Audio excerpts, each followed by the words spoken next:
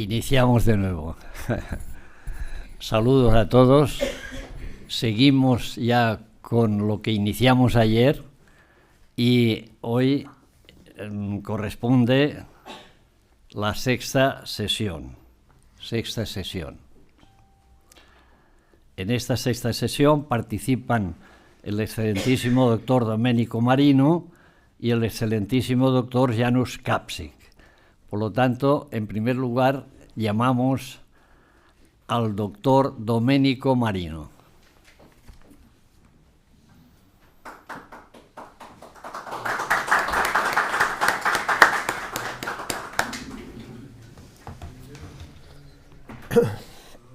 El doctor Domenico Marino, profesor de la Universidad de Reggio Calabria, miembro de la Barcelona Economics Network.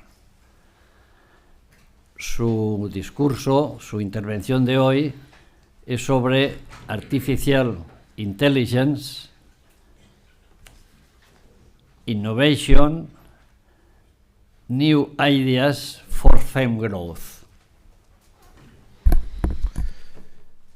Monsieur le Président, chers amis, l'approche que je propose est une approche harmonieuse de l'innovation qui concilie les progrès technologiques avec la responsabilité sociale et l'inclusion, essentielle pour générer une croissance durable et une valeur partagée. L'innovation harmonique repose sur une vision holistique du progrès. Elle considère la technologie comme un outil d'amélioration de la condition humaine, qui doit être intégré aux valeurs éthiques et environnementales. Contrairement à l'innovation traditionnelle, qui peut se caractériser par une concurrence axée sur les marchés et une fermeture sur des domaines spécialisés, l'innovation harmonique permet une approche inclusive, orientée vers le bien commun. Nous pouvons décrire l'innovation harmonique en 5 attributs. Éthique, intelligence, générativité, omniprésence, développement durable. L'éthique. L'éthique est au cœur de l'innovation harmonique. Elle oriente les choix technologiques vers des objectifs qui bénéficient à l'ensemble des communautés et respectent la dignité de l'individu. Les innovations doivent être moralement durables, reflétant des valeurs telles que le respect de l'environnement et la solidarité sociale. L'intelligence de l'innovation ne se limite pas à l'efficacité technologique, mais s'étend à l'utilité humaine. Toutes les technologies doivent être accessibles et sûres, répondre aux besoins et aux aspirations de la société sans créer de nouvelles formes de dépendance ou de vulnérabilité. Générativité. L'innovation harmonique encourage la créativité et l'authenticité, en créant un espace où les idées peuvent croître et se multiplier. Cela favorise un environnement où l'innovation est ouverte aux contributions multidisciplinaires et évolue continuellement comme un organisme vivant. Omniprésence. L'innovation harmonique franchit les frontières disciplinaires en promouvant une perspective multidisciplinaire. Cette approche intègre différentes compétences et propose des solutions à des défis complexes en tenant compte des variables sociales, économiques et environnementales. Développement durable. La durabilité est un élément clé de l'innovation harmonique. Chaque innovation doit respecter l'environnement et contribuer à un équilibre qui garantit un avenir agréable. La technologie doit être conçue non pas comme un fin en soi, mais comme un moyen de préserver et améliorer le bien-être de la planète.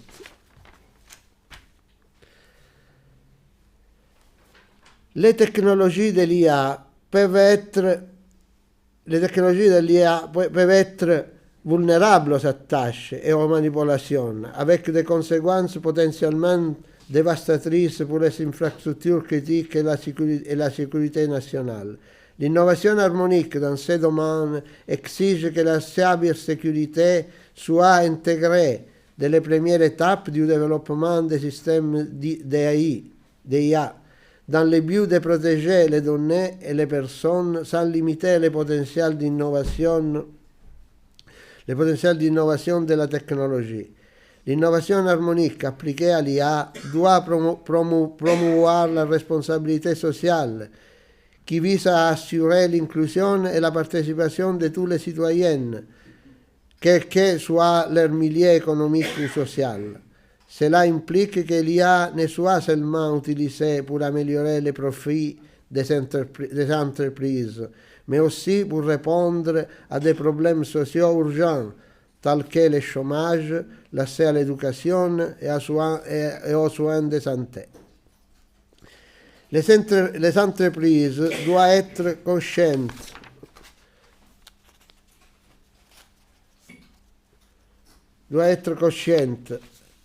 et l'innovation harmonique représente un modèle de développement qui favorise l'adoption équilibrée de la technologie de l'IA ou d'autres technologies qui ne sont pas seulement des outils de productivité et d'efficacité, mais aussi des catalysateurs d'une croissance responsable et inclusive.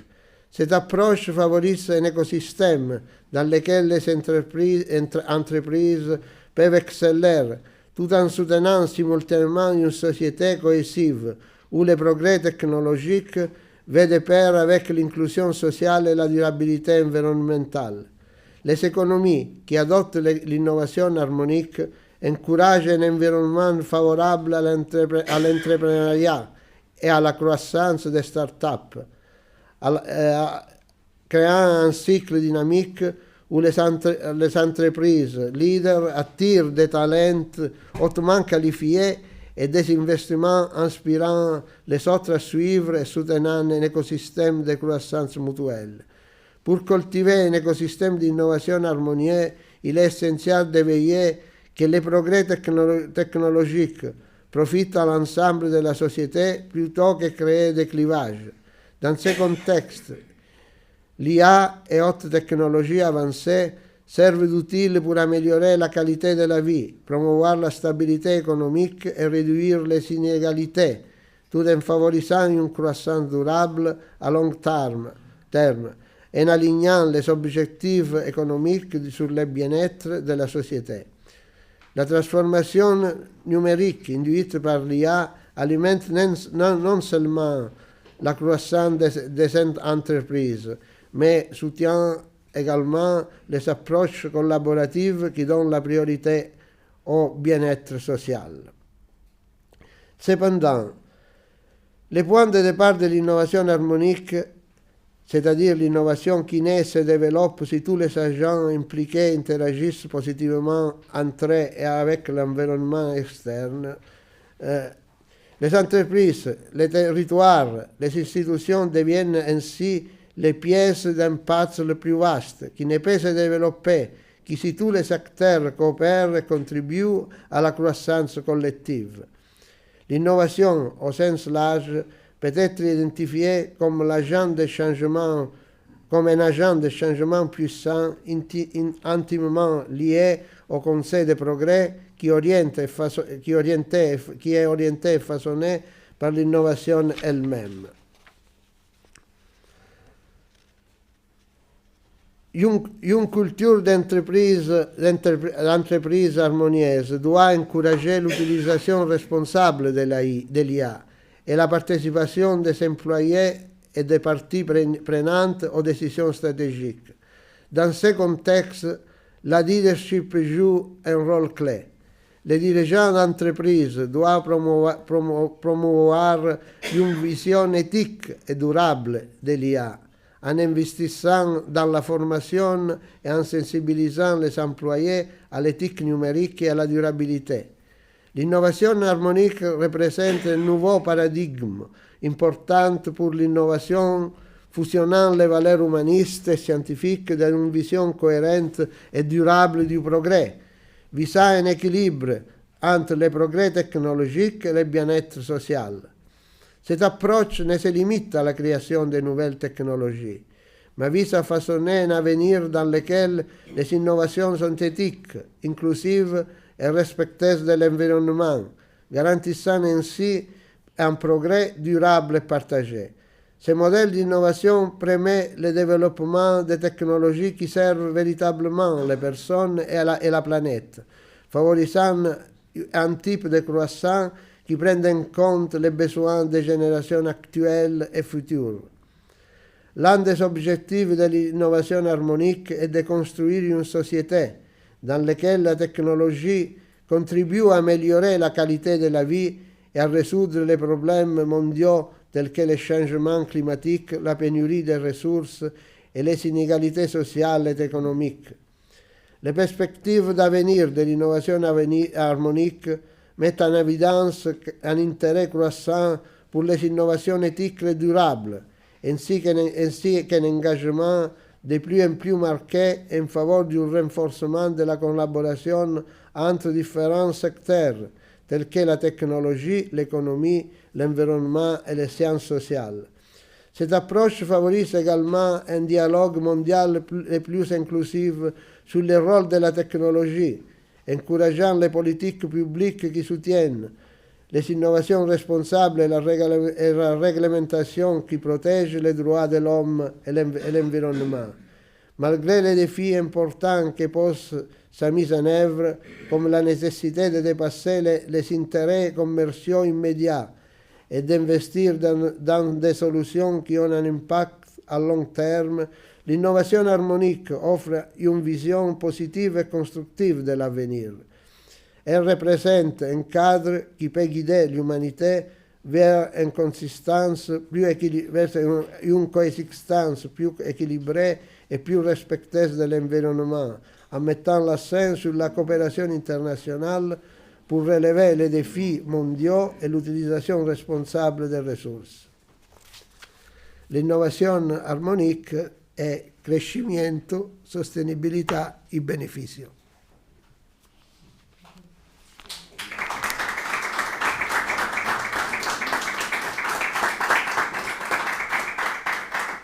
Muchas gracias, profesor Domenico. Ha tenido una intervención pues con lo que estamos haciendo aquí, actualidad de la ciencia, del conocimiento. O sea, muchas gracias. Seguidamente llamaremos al doctor Janusz Kapsik.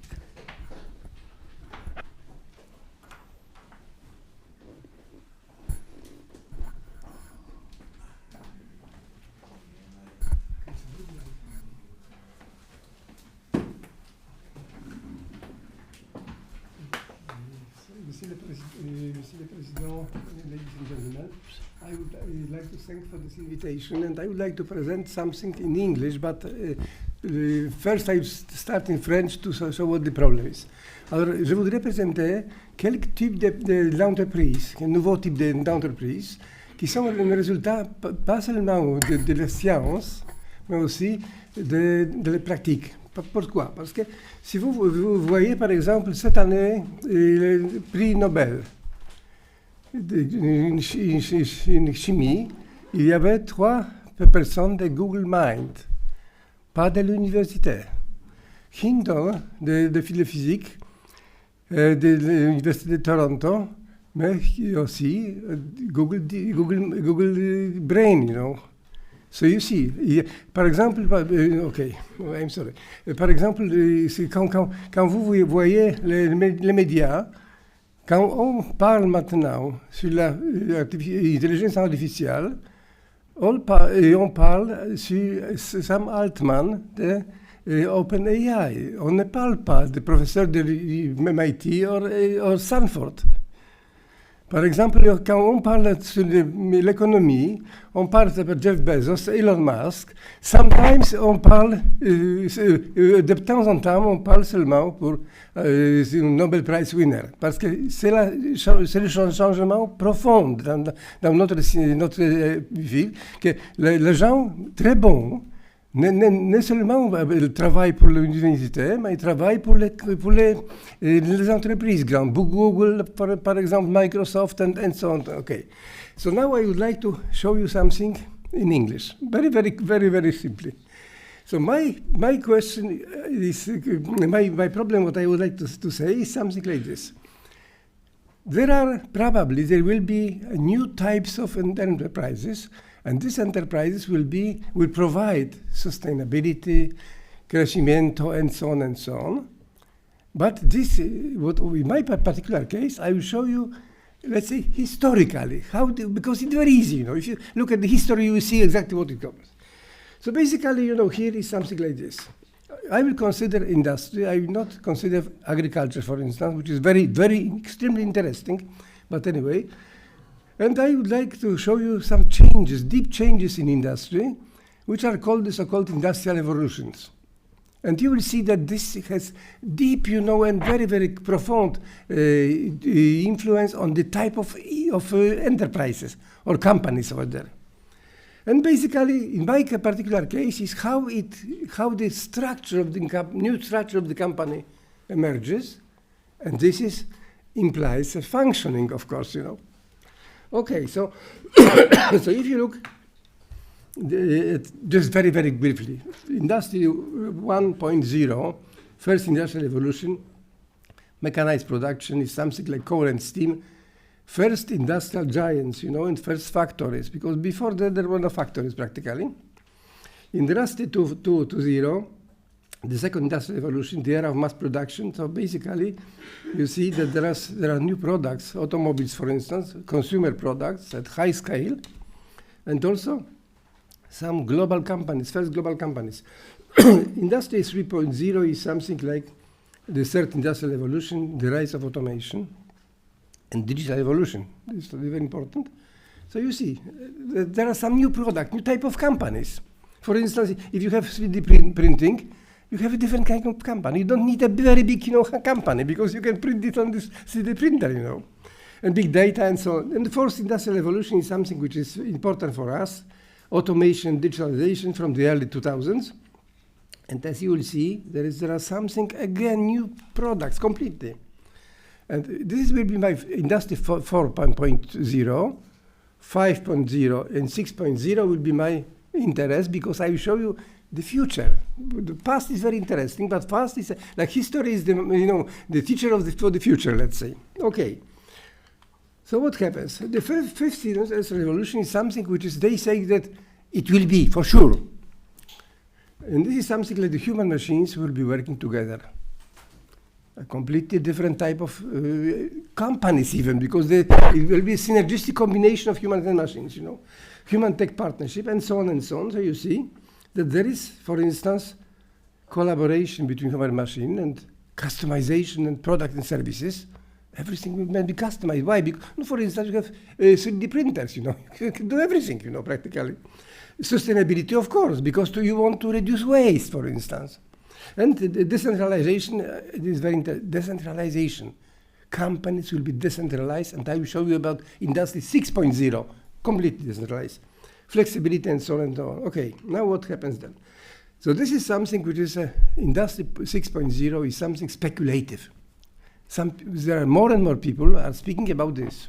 It's not something which is a common thing, but it's a speculation now. And they say that it will be based on the advanced technologies like quantum computing, nanotechnology, over Industry 5.0 is here, and they build nanotechnology, quantum computing, and so on and so on. And something, they will use blockchain. This is extremely relevant. I will show you later. This is, without this one, you cannot go step further, Okay, so as you see, everything is this is something which is, you see, very good, No other ways to go, but there are negative effects. Always in life, we have positive effects and negative effects. For instance, substantial investments. This is a new infrastructure, Negative impact on employment, very interesting, because, people must work. If they don't work, get out, all this. Larger social inequalities is very interesting. I give you an example that in India, there is the people from the same class, for instance, young people, One of them is on high tech, and the second is from humanistic department. The high tech, his wife has 5 servants, you know, because they are like he lives in a palace like this one. The person who is from the humanistic department has nothing, the lowest possible salary, and cannot even live, you know. And will be like this one, because these people will be very, very relevant for the industry. And high environmental degradation, why? No, for instance, if you use the ChatGPT and so on, the large language models, the energy consumption is terrible. It's completely incomparable to normal usage. Okay, now what happens? Now, okay, again, you know, people like people. They want to go further, you know, and they use Industry 7.0. Again, even more speculative, but there is something. So what they do is something, you know, natural, organic, artificial intelligence, and so on and so on and so on. I will not speak about this, but this is something which they start speaking. People start speaking about this, you know. Okay, so what happens now? Now, my problem is, what are the new revolutions, the newer ones, of course, 4, 5, and 6, have an impact on the business, you know. But I will follow the historic problem from the first, second, third, and so on. So you see, so if you look at the industry 1.0 is the first factories, you know. 2.0 is the emerging consumer good industry. This is very important. Expansion of mass market companies and multinational corporations. This is very important. Then there is but what is this horizontal integration? And they were buying, for instance, companies of the same type, like this one. And you know, the technological innovations like the assembly line by Ford. So this is very interesting, but this is very traditional, you know.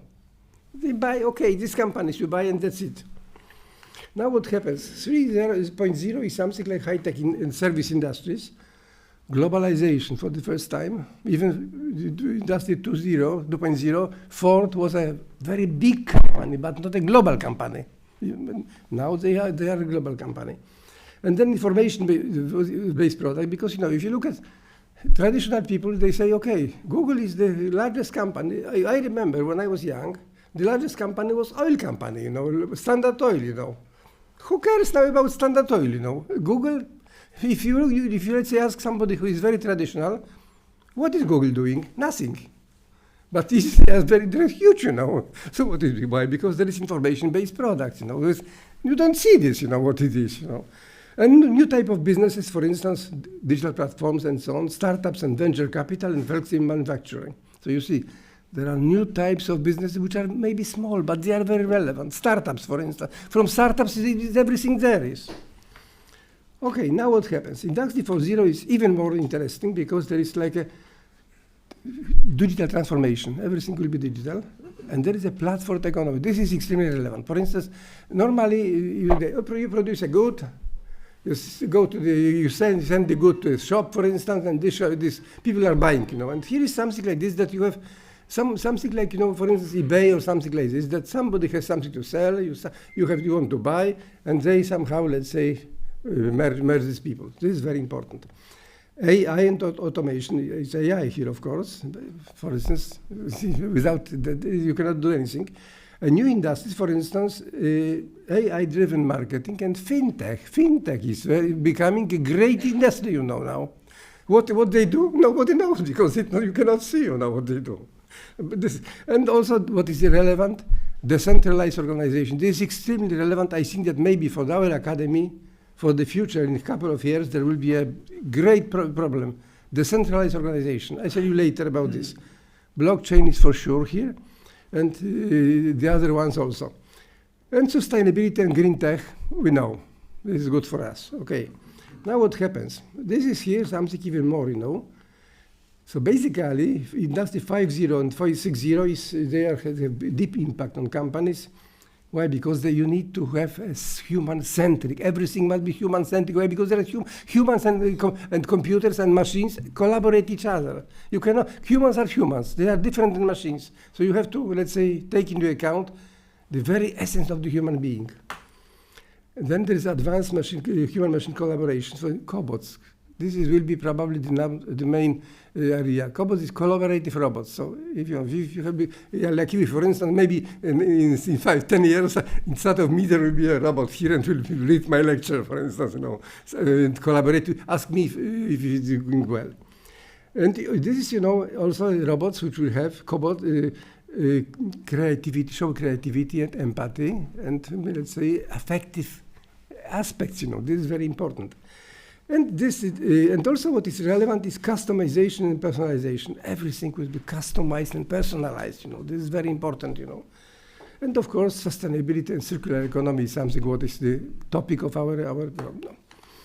Okay, this is something, why? Industry 6.0 is speculative. It does not exist, Yes, but there are very, very serious people who show that this will be by 2030, 2040 maybe 2050, and then 7.0, full autonomy, which I don't believe. But anyway, they propose. Quantum computing, okay, maybe.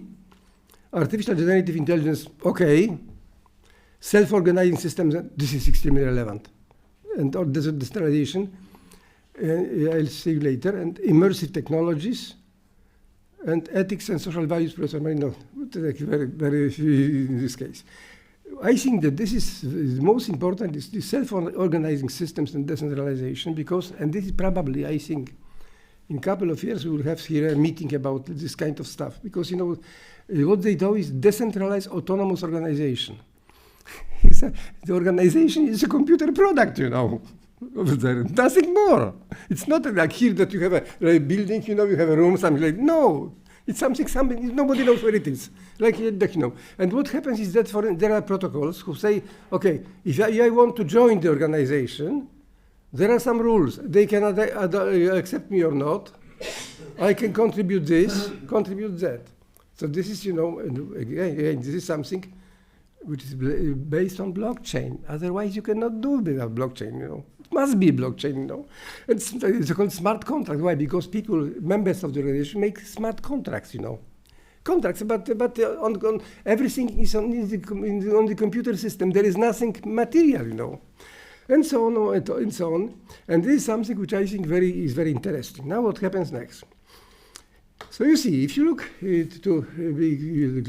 at generally, so you see that Industry 5.0 advocates a collaboration with human machine, a new type of businesses, because there will be businesses that will be some synergistic collaboration between human and machine, And balance innovation, creativity, and empathy, also something psychological effect. Why? Because there are human beings. If there are humans, your approach will be different. And this is 6.0, which is speculative, is something like full autonomous system, quantum technologies, and decentralized organization. This, I think, is very interesting. And of course, everything, ethics to human values, Professor Marino mentioned this very, very quickly. Now, okay, what happens now? So you see, this, if you look at, again, generalists of all these new industrial revolutions. I mean 4, 5, and 6, and 7. 7 is very speculative, is from local to global. This for sure. From manual labor to automation, for sure. From product to service, of course. And from physical assets to intellectual property, of course. So you see, this is something, but it means problems, because they go into something which is not material, You don't see this, what intellectual property. It's very difficult to say what it is. And so on and so on. So everything has an impact on the type of companies, because they operate now not on material things, That's what happens. So, basically, now I would like to finish, because I am very at the end. I would like to show you what is the impact on the small and medium enterprises, because we speak about, Google, Microsoft, this kind of stuff, but these are 10 or 20 maybe in the world, In our countries, there are no such enterprises, small and medium mostly. And this and they are like, for instance, 90% of businesses worldwide is small and medium, 50% of employment, So this dominates, in fact, practically. And this is 7 out of 10 jobs in emerging markets provided by small and medium, and so on and so on. So, first of all, they have to go into this revolution, because otherwise you cannot do this, But they don't have money, for instance. They don't have money and don't have people to implement. So basically here, there is something like this that it's not only a negative side, because if you look at carefully what they do, so it's cheaper. For instance, this Internet of Things is, sensors are very cheap, if you can, it's not very expensive, So you can, let's say, implement industry 4.0, and there is no needed a very high investment in the beginning.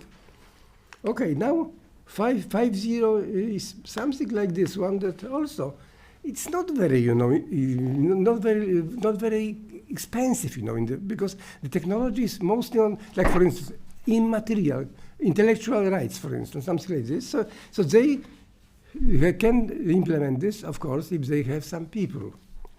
So basically, Industry 6.0 is a speculative concept now, but the same situation. It will not be very expensive. Maybe cobots will be expensive, but anyway, you have to have problems. Okay, now the problem is like this one. One moment, I have to finish. So this okay. So you can say something like this. Okay, so we have some new ideas, which is necessary, because if you don't use these ideas, the business will go down. Everybody else will be using, for instance, the concepts of cobots and so on, and you will not use, so it will go down. But there is a problem like this one. For small businesses, like always, there is a capital investment is the problem. But as I mentioned, it's not a huge capital investment. It's rather like based on brain mostly. Yes, okay. Upskilling is something that you have to retrain your people. This is very interesting. And adaptation to technology. So in fact, there is quite difficult for them, but there is no other way to go. So thank you very much for your attention.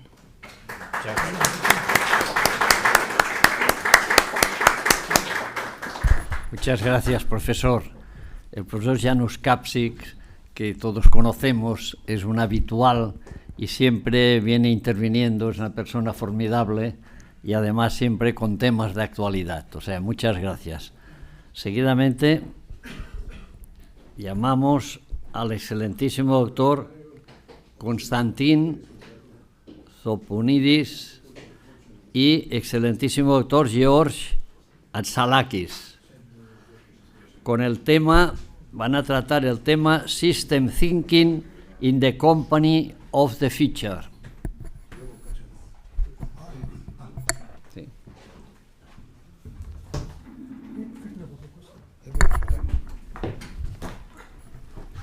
Bonjour à tout le monde, monsieur le Président, monsieur le Chairman, messieurs les académiciens, madame, monsieur.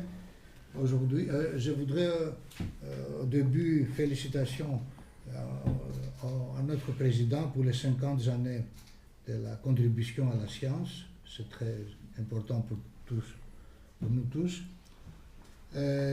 Avec George Atsalakis, on a essayé de présenter aujourd'hui le System Thinking pour la nouvelle entreprise. Vous savez qu'aux États-Unis maintenant, il y a un autre courant de pensée. Ils disent que l'entreprise n'appartient pas seulement à ses actionnaires. L'entreprise est un système plus global, et donc c'est l'entreprise pour les salariés, les entreprises pour les suppliers, pour les clients, pour l'État. Donc il faut voir un nouvel aspect de l'entreprise. Et dans ce type d'idées, on va vous présenter aujourd'hui notre article. Je vous remercie beaucoup. Good morning to everyone. We start immediately the presentation. System Thinking in the Company of the Future. Traditional fragmented and mechanistic science struggles to address sustainability issues, which are often linked to complex self-organizing systems. This research delves into the principles of system thinking and outlines how it can be integrated into corporate strategy, operations, and culture to foster innovation, sustainability, and resilience for the future company. System thinking represents a paradigm shift from traditional linear approaches to problem solving and decision making in companies. It emphasizes understanding the interconnectedness and dynamics of components within a whole system, which is crucial for navigating modern business complexities. It explores key principles of the system thinking, including interconnectivity, holism, feedback loops, emergence, and adaptability. System thinking can be integrated into corporate strategy, operations, and culture to drive innovation, sustainability, and resilience. This approach is particularly relevant in today's era of rapid change and interconnectivity, where companies face unprecedented challenges and opportunities. These insights suggest that adopting a system thinking approach can help business better adapt to complex market conditions, technological advancements, and evolving societal needs.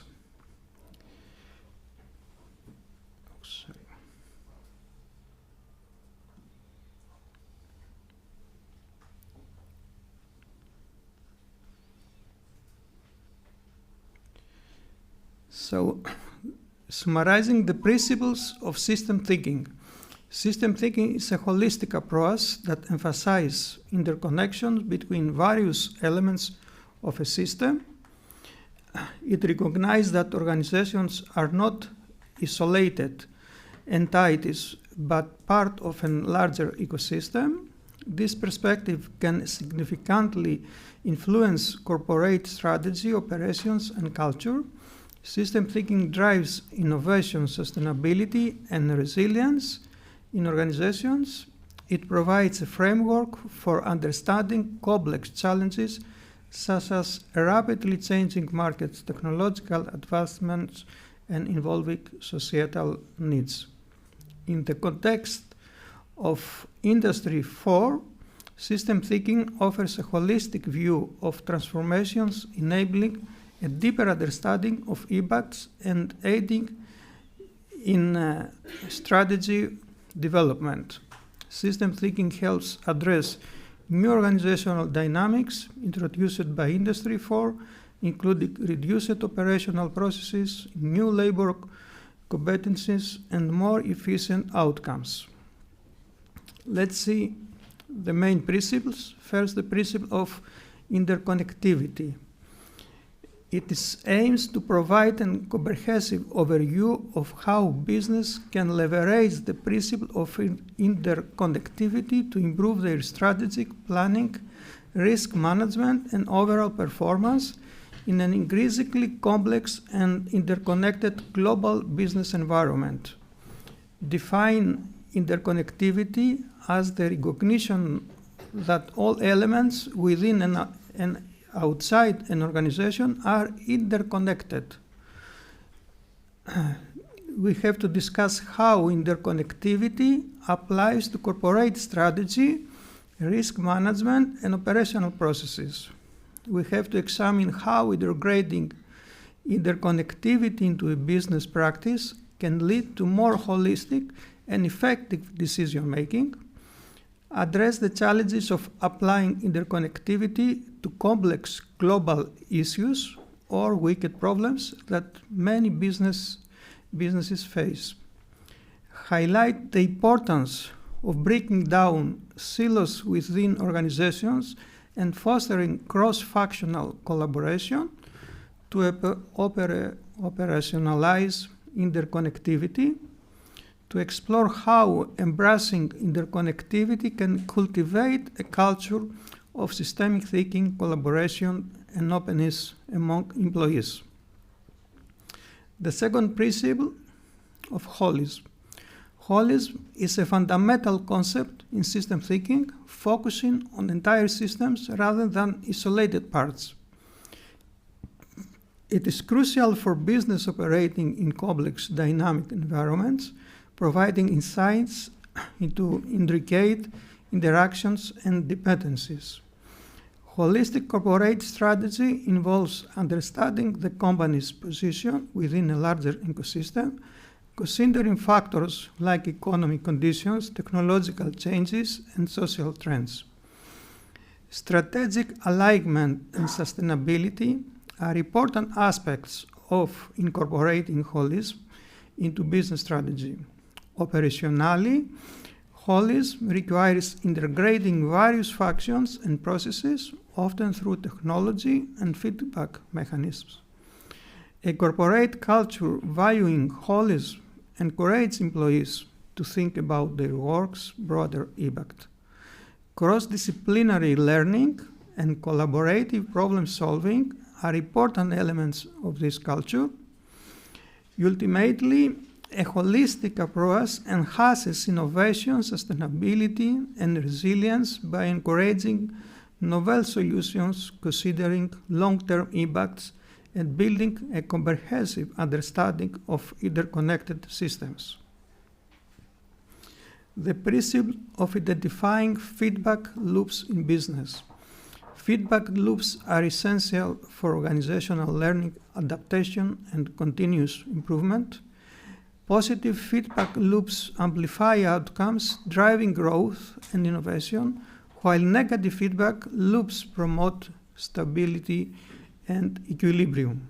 Both types of feedback provide valuable insights. Positive feedback reinforces successful strategies, while negative feedback identifies area for correction. Effective management of feedback loops enhances an organization's adaptability and resilience in dynamic markets.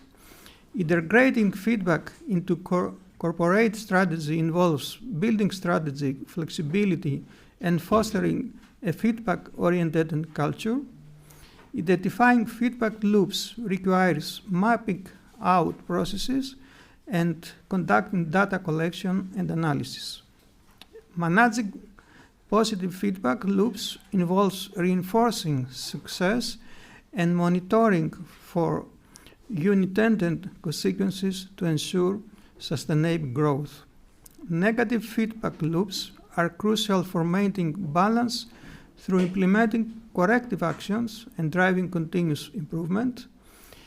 A holistic approach to feedback supports operational excellence and positions organizations to thrive in changing business environments. Current innovation theories often overlook the importance of the feedback loops and nonlinear relationships in understanding socio-technical transitions.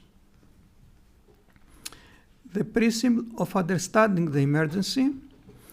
Emergence is a fundamental aspect of system thinking, where the whole system exhibits properties not present in its individual parts. In business, emergence manifests in organizational performance, culture, innovation, and team dynamics. Key strategic implications of emergence include organizational design focused on creating conditions for beneficial interactions, promoting adaptability and innovation through environments that stimulate creativity, leadership that sets vision and empowers employees rather than controlling details. Business can leverage emergence for competitive advantages through fostering a resilient organizational culture, encouraging innovative problem solving through diverse perspectives, developing dynamic strategy information, responsive to internal and external feedback. While emergence offers benefits, it also presents challenges due to the unpredictable outcomes, requiring a balance between structure and flexibility. Principle of adaptability. Flexibility in organizational structure and process is a crucial for swift response to changes. This includes decentralizing decision-making to empower employees at all levels, incorporating agile methodologies in project management and product development, fostering a culture of continuous learning is essential for adaptability, offering professional development opportunities like workshops and training sessions, creating an environment where failure is seen as a learning opportunity. Adaptability should be integrated into strategic planning, using scenario planning to anticipating potential future developments, implementing continuous feedback loops to gather insights from stakeholders, leveraging technology enhances organizational adaptability, utilizing data analytics for market insights and performance metrics, adopting digital platforms for collaboration and communication. Leadership plays a critical role in fostering adaptability, articulating a vision that embraces change and innovation, providing support and resources for experimentation and risk-taking. And we'll go in the conclusion.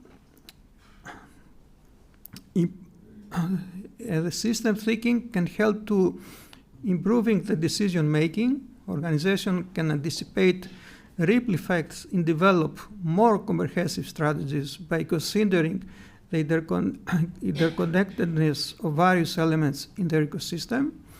Long-term perspective, system thinking enables business to address root causes rather than just treating symptoms of problems. Enhanced collaboration, the cross-functional teamwork and breaking down silos lead to shared knowledge and collective problem solving. Increased innovation, the collaborative approach fosters more innovative and effective solutions.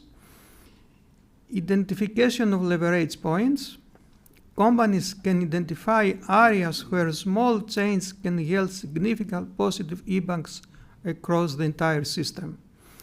Better alignment with corporate social responsibility, systems thinking helps balance economic goals with environmental and social considerations. Improved adaptability, organizations are better equipped to navigate disruptions, pivot strategies, and capitalize on emerging opportunities. Optimized external partnerships, the approach enables more strategic alliances, supply chain optimization, and creation of resilient value networks.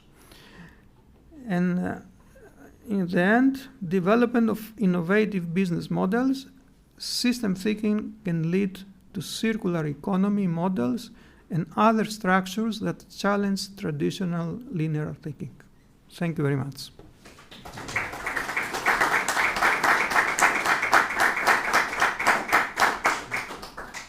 Muchas gracias. Los profesores procedentes de Grecia y Creta han tratado un tema también de gran actualidad como nosotros deseamos y como debe ser en nuestra Real Academia. Muchas gracias por su intervención. Muchas gracias. Muchas gracias.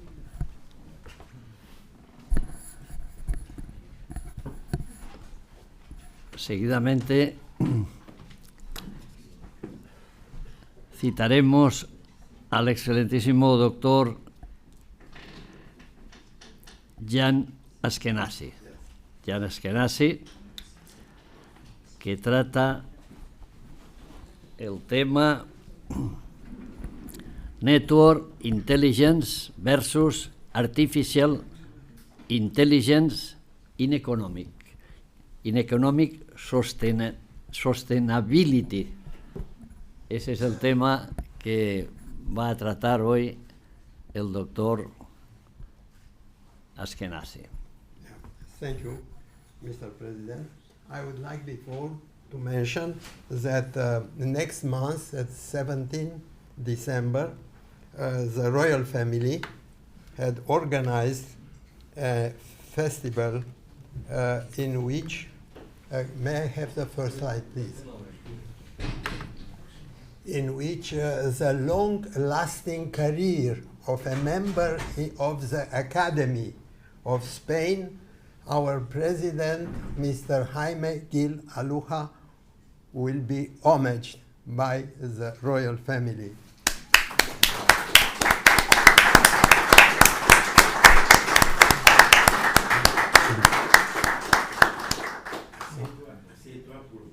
Okay, dear friends, economy is not an extrinsic phenomena with extrinsic motivation for external reward. No. Economy is an intrinsic phenomena with an intrinsic motivation and with internal reward. It belongs to the brain. The art, sorry. No, it doesn't work. Okay. Now, I received the Werner Award in 2019 for this idea, describing and demonstrating that there is a brain economic circuit. Now, because I am a neurologist and you are economist, I would like only to say you, how can you use the term of neuroscience in one word? Neuroscience is a synaptology, is a science of synapses.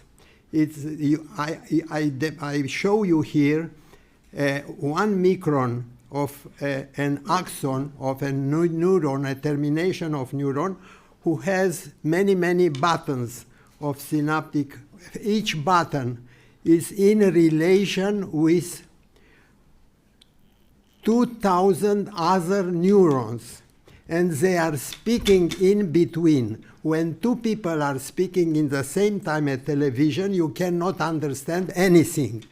Now, our brain is, with his neurons, are able to understand what 2,000 other neurons speaking are saying. And as a result, his impulse is going to another circuit and another circuit and another circuit, and until he reached the decision-making center, which is here in the frontal cortex, somewhere here, and then we act, we decide. This decision-making circuit is very important for economy. Now, in 17 November 22, at the 17th edition of Barcelona Economics, I presented the brain reward circuit. It means it's a dopaminergic system. It's a neurotransmitter who is working in this reward circuit, in brain this circuit. It depends on the VTA, the ventral tegmental area. You see here in blue the ventral tegmental areas, and here you have a section of the brainstem. Then the blood oxygen levels in the nucleus accumbens and ventral tegmental area, which belongs to the reward circuit, are showing, for instance, in this magnetic resonance imaging functional, you can see in red the two center, they become red the moment they have the perception of economic achievements. Now, the previous presenters had spoke about the industrial revolution, yeah, and the importance of the industrial evolution.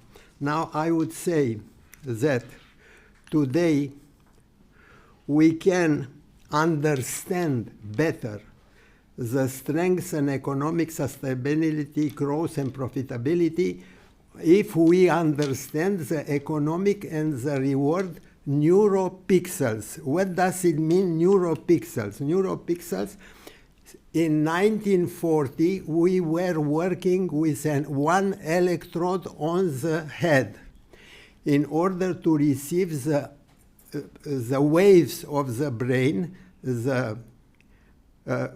and we were recording them from a number of neurons.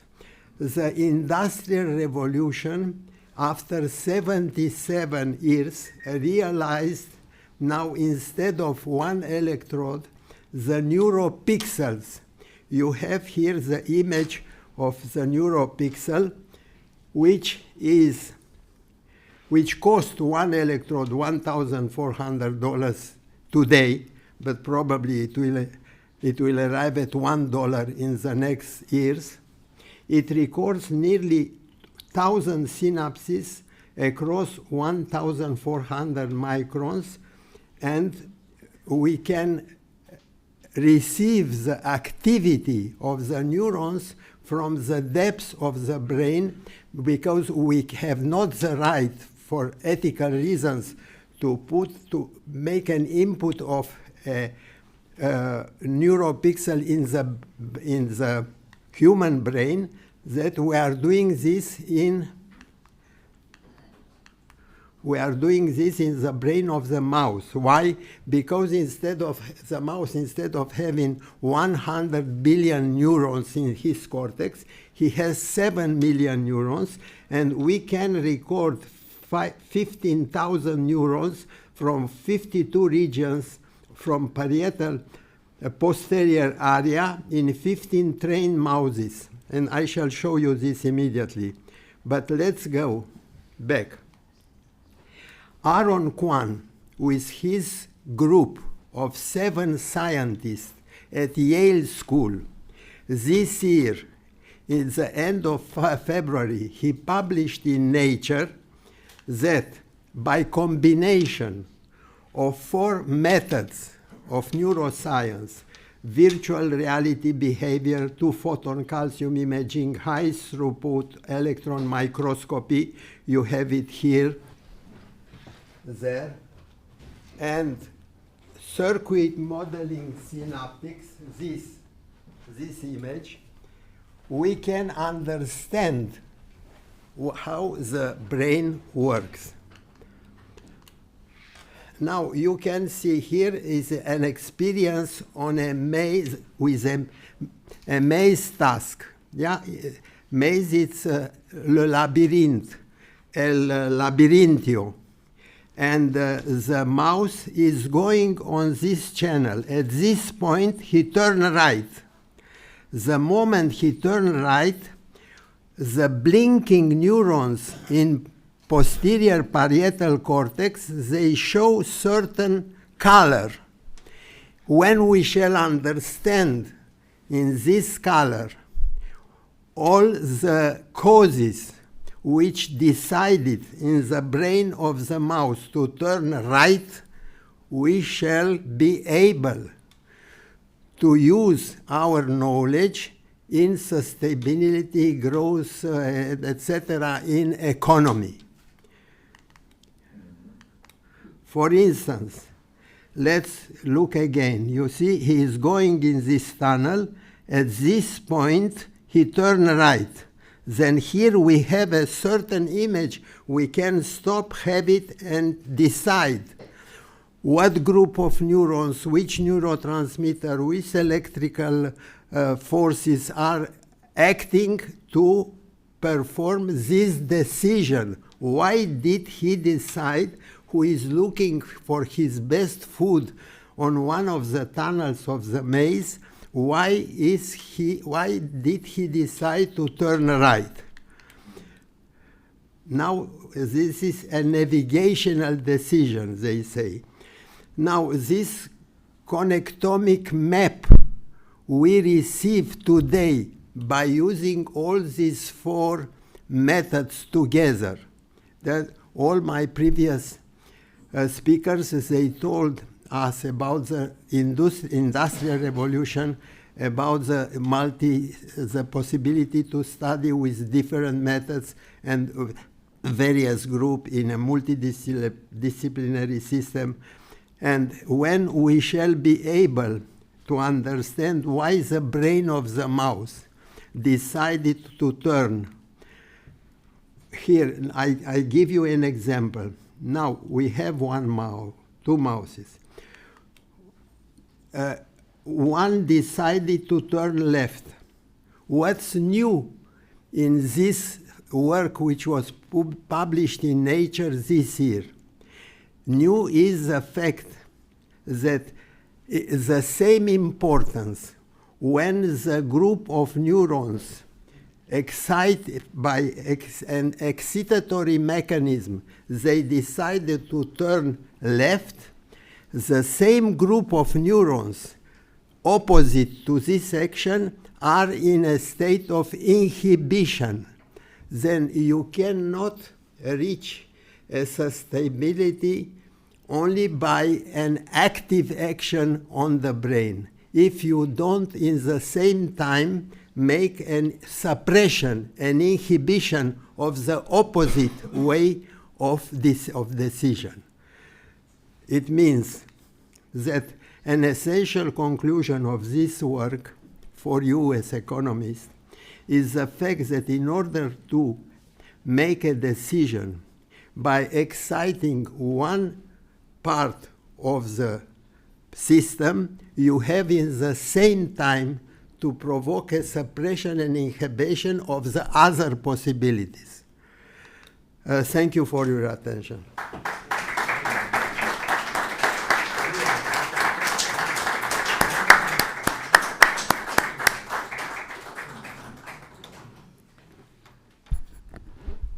Muchas gracias, profesor Azkenasi.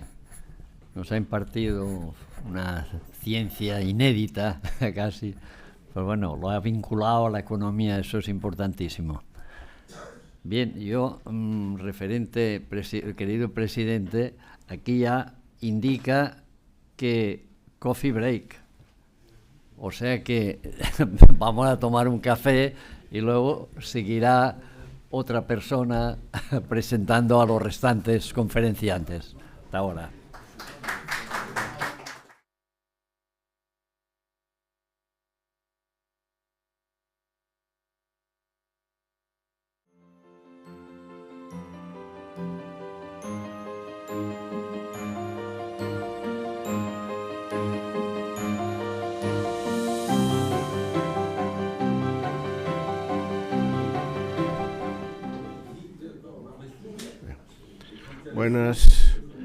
Buenos días de nuevo. Buenos días de nuevo. Vamos a continuar este seminario y vamos a iniciar la octava sesión. La primera persona que interviene es el excelentísimo señor Dobrica Milovanovic. Adelante.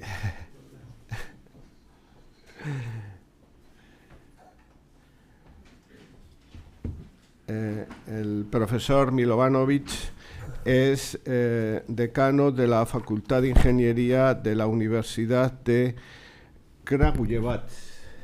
Well done, very well pronounced.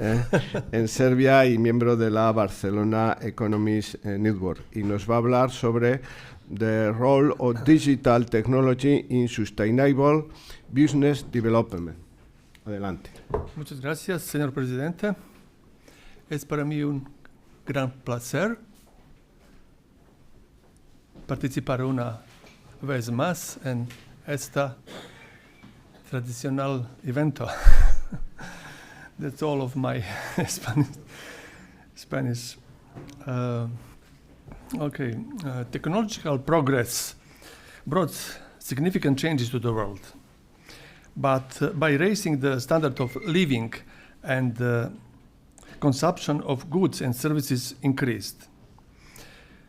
This led to increased waste and the emission of harmful gases, which endanger human health and biodiversity. As the world faces climate change, depletion of natural resources, and environmental degradation, awareness of the need to switch to greener economy has grown. The companies of the future are forced to undergo significant transformation in order to be successful and meet demands today of their consumers and society in general. To achieve a sustainable future, they need new business models as well as innovative and quality products and services. The sustainability of the business is also encouraged by the adoption of increasingly strict legal regulations regarding environmental protection. However, sustainability goes beyond the narrow framework of environmental concern and includes economic and social aspects to ensure a balanced long-term approach to growth and development. Implementing a sustainable growth strategy has numerous benefits, such as long-term sustainability, increased profitability, improved brand reputation and consumer loyalty, as well as better risk management. Today, a sustainable business cannot be imagined without modern technological achievements. The role of digital technologies is particularly noticeable. They are increasingly being integrated into various aspects of business, including work operation, communication, and services. Digital technologies represent the basis of the ongoing fourth industrial revolution. Their application frees human resources from daily routine activities and allows them to focus on tasks that require creativity, critical thinking, and strategic decision-making. I will shortly present the leading digital technologies. You know, I'm not an economist, I'm engineer. First one, as it's already had been mentioned many times, is artificial intelligence. This is a technology that enables computers and computer control robots to learn from experience and perform tasks traditionally associated with human intelligence. It can simulate human learning, understanding, creativity, problem solving, and decision making. Machine learning is a branch of artificial intelligence focused on building computer systems that can learn from data and make decisions without explicitly being programmed. Machine learning uses input data to predict outputs, which are continuously being updated and as new data becomes available. Using artificial intelligence, companies can achieve better use of resources, improve waste management, promote recycling, increase energy efficiency and renewable energy use, minimize harmful gas emissions, and so on. In this way, they contribute to the sustainable future. In addition, artificial intelligence supports businesses in monitoring key performance indicators, such as budgets versus actual spending and suppliers' performances, enabling them to identify areas for improvement. Artificial intelligence is predicted to have the potential to contribute 16 trillion to the global economy by 2030. Of course, like it's already mentioned, Professor Kapczyk spoke about this. Artificial intelligence, like the other digital technologies, has also negative impacts. One of the most negative impacts is that some occupations will be obsoleted while creating a demand for new knowledge and skills. The second, but in my order, second, blockchain technology is a database where data is permanently added as blocks, and that chain cannot be broken or changed in any way. A block, or data record, is created every time someone initiates a digital transaction, and the network stores information about all transactions ever made. Data security is guaranteed thanks to built-in cryptography. Although often associated with the cryptocurrency Bitcoin, which was its first product, blockchain technology is spreading its influence to a whole range of domains. This system, often associated with the fourth industrial revolution, is already changing the way business work, helping the many industries build trust with partners and customers. For example, blockchain technology can track the origin of raw materials to ensure they meet sustainability criteria, transparently record transactions, and verify the authenticity of carbon credits or offsets. Another one is big data and real-time analytics. This term big data was used for the first time in an article by NASA researchers in 1997, who argued that processing the growing amount of data that takes up a lot of memory was becoming a problem for conventional computer systems. The concept of big data is based on the aggregation of large amounts of multimedia data generated in real time by various institutions or companies, following some phenomena of importance to their business. The size of big data can range from terabytes to zettabytes. The concept of big data helps organize data, prioritize and analyze it to obtain useful information and act on this information. By monitoring the indicators of their operations, companies achieve better cooperation with stakeholders such as employees, customers, suppliers, investors, and the media, and thus obtains useful information for actions in order to improve their business strategy. Digital twins represent a virtual sample of future products or services through a digital simulation of the production process. This enables an insight into the functioning of the future products in its life cycle, avoiding the need to construct expensive prototypes. The goal is to get the most out of the available resources, reduce operational costs, and increase productivity. Digital twins integrate artificial intelligence, machine learning, and data analysis software to create a living simulation of digital model. They're a flexible technology where physical objects can live, learn, and interact with other machines and people virtually, bridging the gap between real and virtual systems. In various industrial sectors, twins are used to optimize the operation and maintenance of physical assets, systems, and production processes. The global digital twin market is projected to grow from $18 billion in 2024, so this year, to above $260 billion by 2032. Internet of Things is another digital technology which refers to the connection of various devices such as sensors, processors, and communications hardware into a network where they communicate without the need for human-to-human or human-to-computer interaction, independently make decisions, and take actions based on information obtained from other devices. The emergence of sensors and Internet of Things has led to the automation of management and monitoring in almost all areas of life and work. An example is virtual assistant in a smart home that turns on light because some sensor detected cloudy weather outside.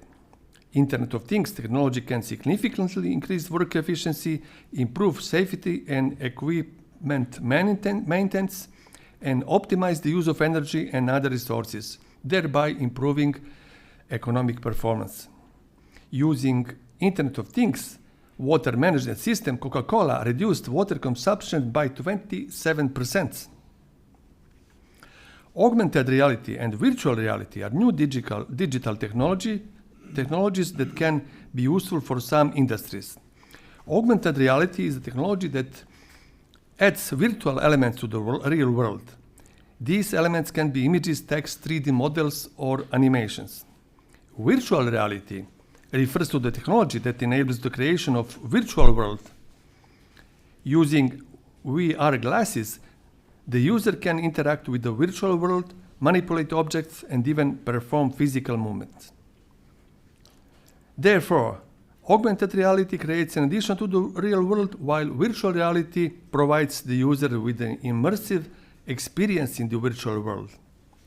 IKEA company uses augmented reality technology in its applications to help customers visualize the furniture in their oven space, while virtual reality technology allows them to gain a virtual experience in their oven space.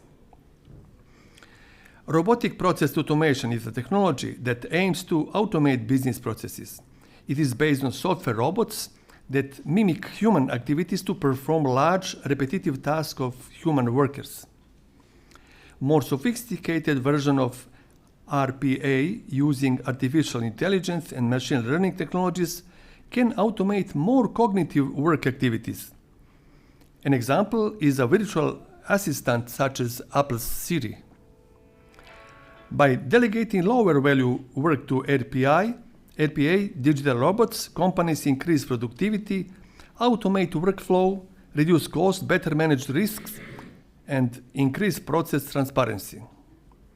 RPA has become very widely applicable in a variety of industries, from the financial sectors and healthcare to education, from public sector and manufacturing to retail and more. And finally, cloud-based technology offers organizations and individuals significant savings by enabling data storage, networking, and advanced software applications while avoiding the need for expensive hardware and infrastructure investments. This allows them to efficiently allocate resources and invest in other areas to improve their business. Using economics of scale and various optimizations, maximum energy efficiency is achieved, which contributes to a sustainable future. Another benefit of cloud computing is improved cooperation and work efficiency, as cloud-based tools facilitate teamwork, allowing employees to access shared files and communicate easily regardless of location. Overall, the adoption of digital technologies enhances enterprises' operational efficiency and profitability.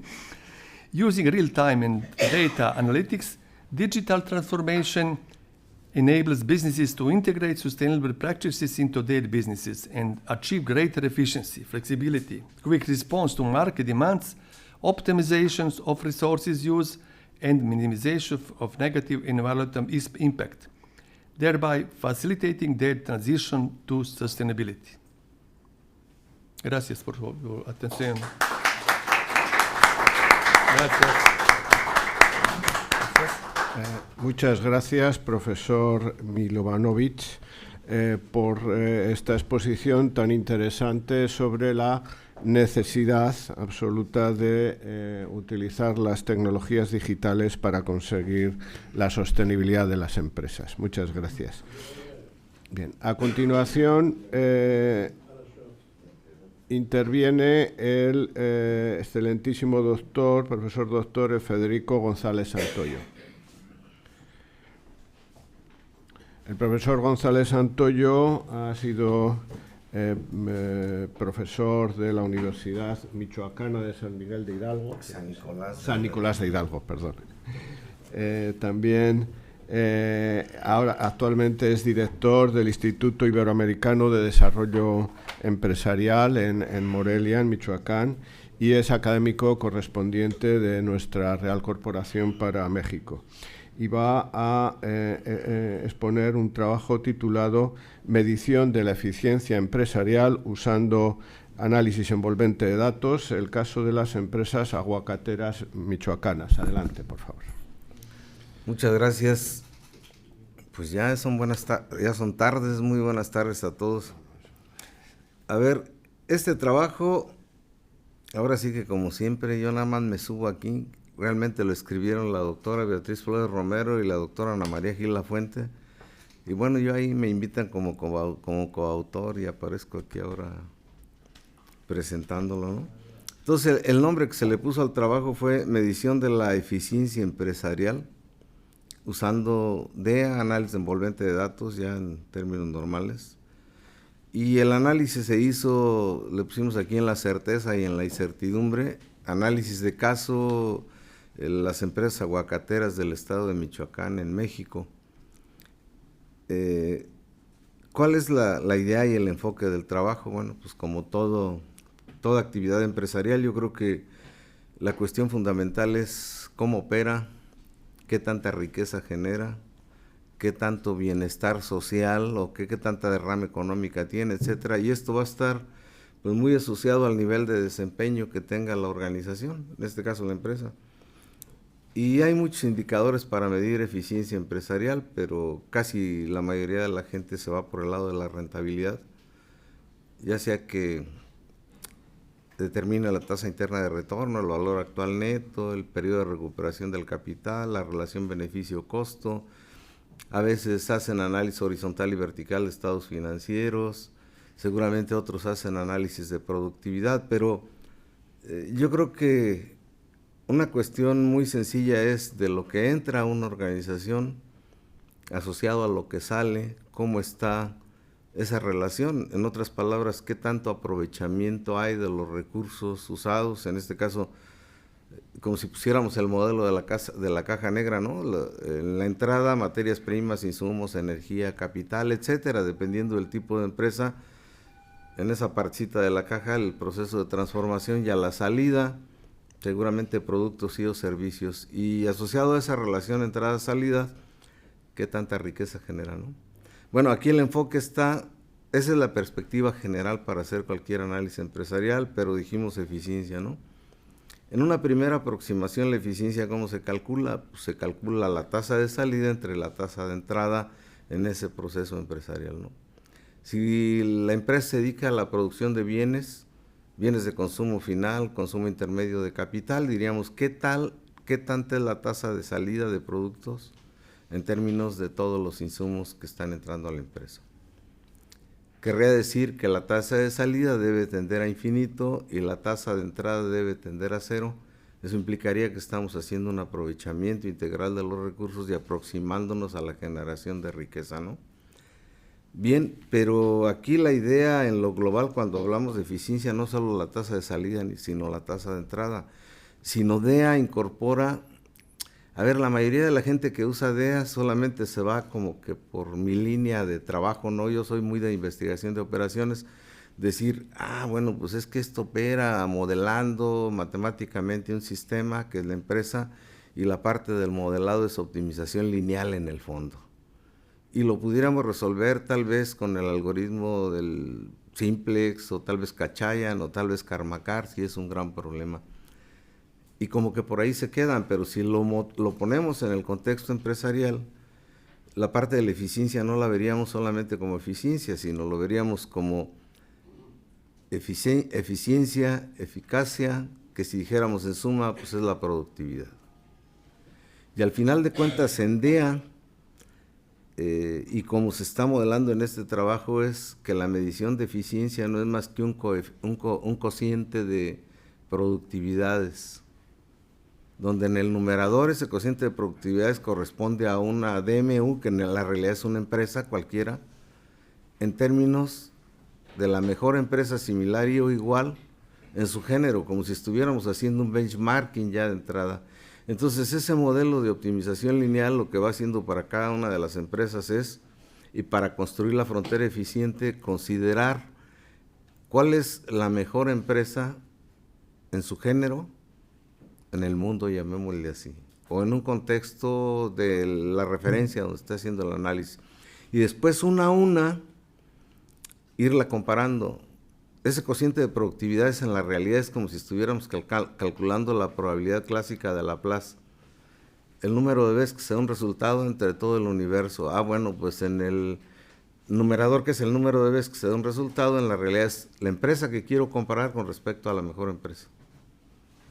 ¿Qué tanto representa asociado la empresa que comparo con la otra?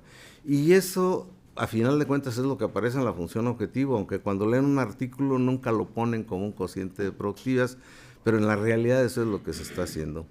Bueno, sin querer ya platiqué en esencia qué es lo que hay que resolver, ¿no? Pero como este trabajo tiene, pues como que un toque, el sentido del seminario, iba a decir congreso, pero es seminario, tiene crecimiento, sustentabilidad y beneficio. Bueno, ¿cuál es la idea de este trabajo dentro de ese contexto? Pues lo de crecimiento tomaríamos la idea del Peter Drucker, ¿no? Que dice que hay dos referencias para ver si se crece o se engorda. ¿Qué quiere decir se engorda? Que pues, ustedes pueden ver que una empresa empezó siendo pequeña. Bueno, la clasificación de empresas es comercio, micro, pequeña, mediana y gran empresa, ¿no? Ya opera en un contexto de economía abierta, muy neoliberal, como dijeran, o en un contexto más social, pero al final de cuentas la clasificación sigue siendo la misma, ¿no? Y ahí diríamos, bueno, ¿cuándo crece? Pues verdaderamente cuando es altamente eficiente, cuando es generadora de riqueza, cuando genera bienestar social, cuando hay derrama económica, etcétera, ¿no? Y engorda, pues cuando físicamente puede ser inmensa, pero sus resultados no son eficientes y eficaces. Entonces aquí la idea con nosotros es que verdaderamente crezca y sea generadora de bienestar social, riqueza, etcétera, y todo lo que implique el desarrollo local, regional, nacional o internacional, dependiendo del contexto donde trabaje, ¿no? La parte de sostenibilidad, en la realidad, es algo así como la productividad para nosotros en el trabajo, y decimos, esto es hacer más con menos, que en términos de matemáticas aplicadas es optimización, optimization. Eso es, en la realidad decimos, a ver, ¿queremos que crezcan? ¿Queremos optimizar los procesos para no dilapidar los recursos, sino con muy poco recurso generar alto nivel de desarrollo, alto nivel de bienestar, alto nivel de riqueza, y en la medida que se aprovechan de mejor manera los recursos, en la realidad se deteriora menos en el medio de actuación, ¿no? Y el caso de beneficio, pues obviamente está asociado a la parte social y a la parte de la riqueza, ¿no?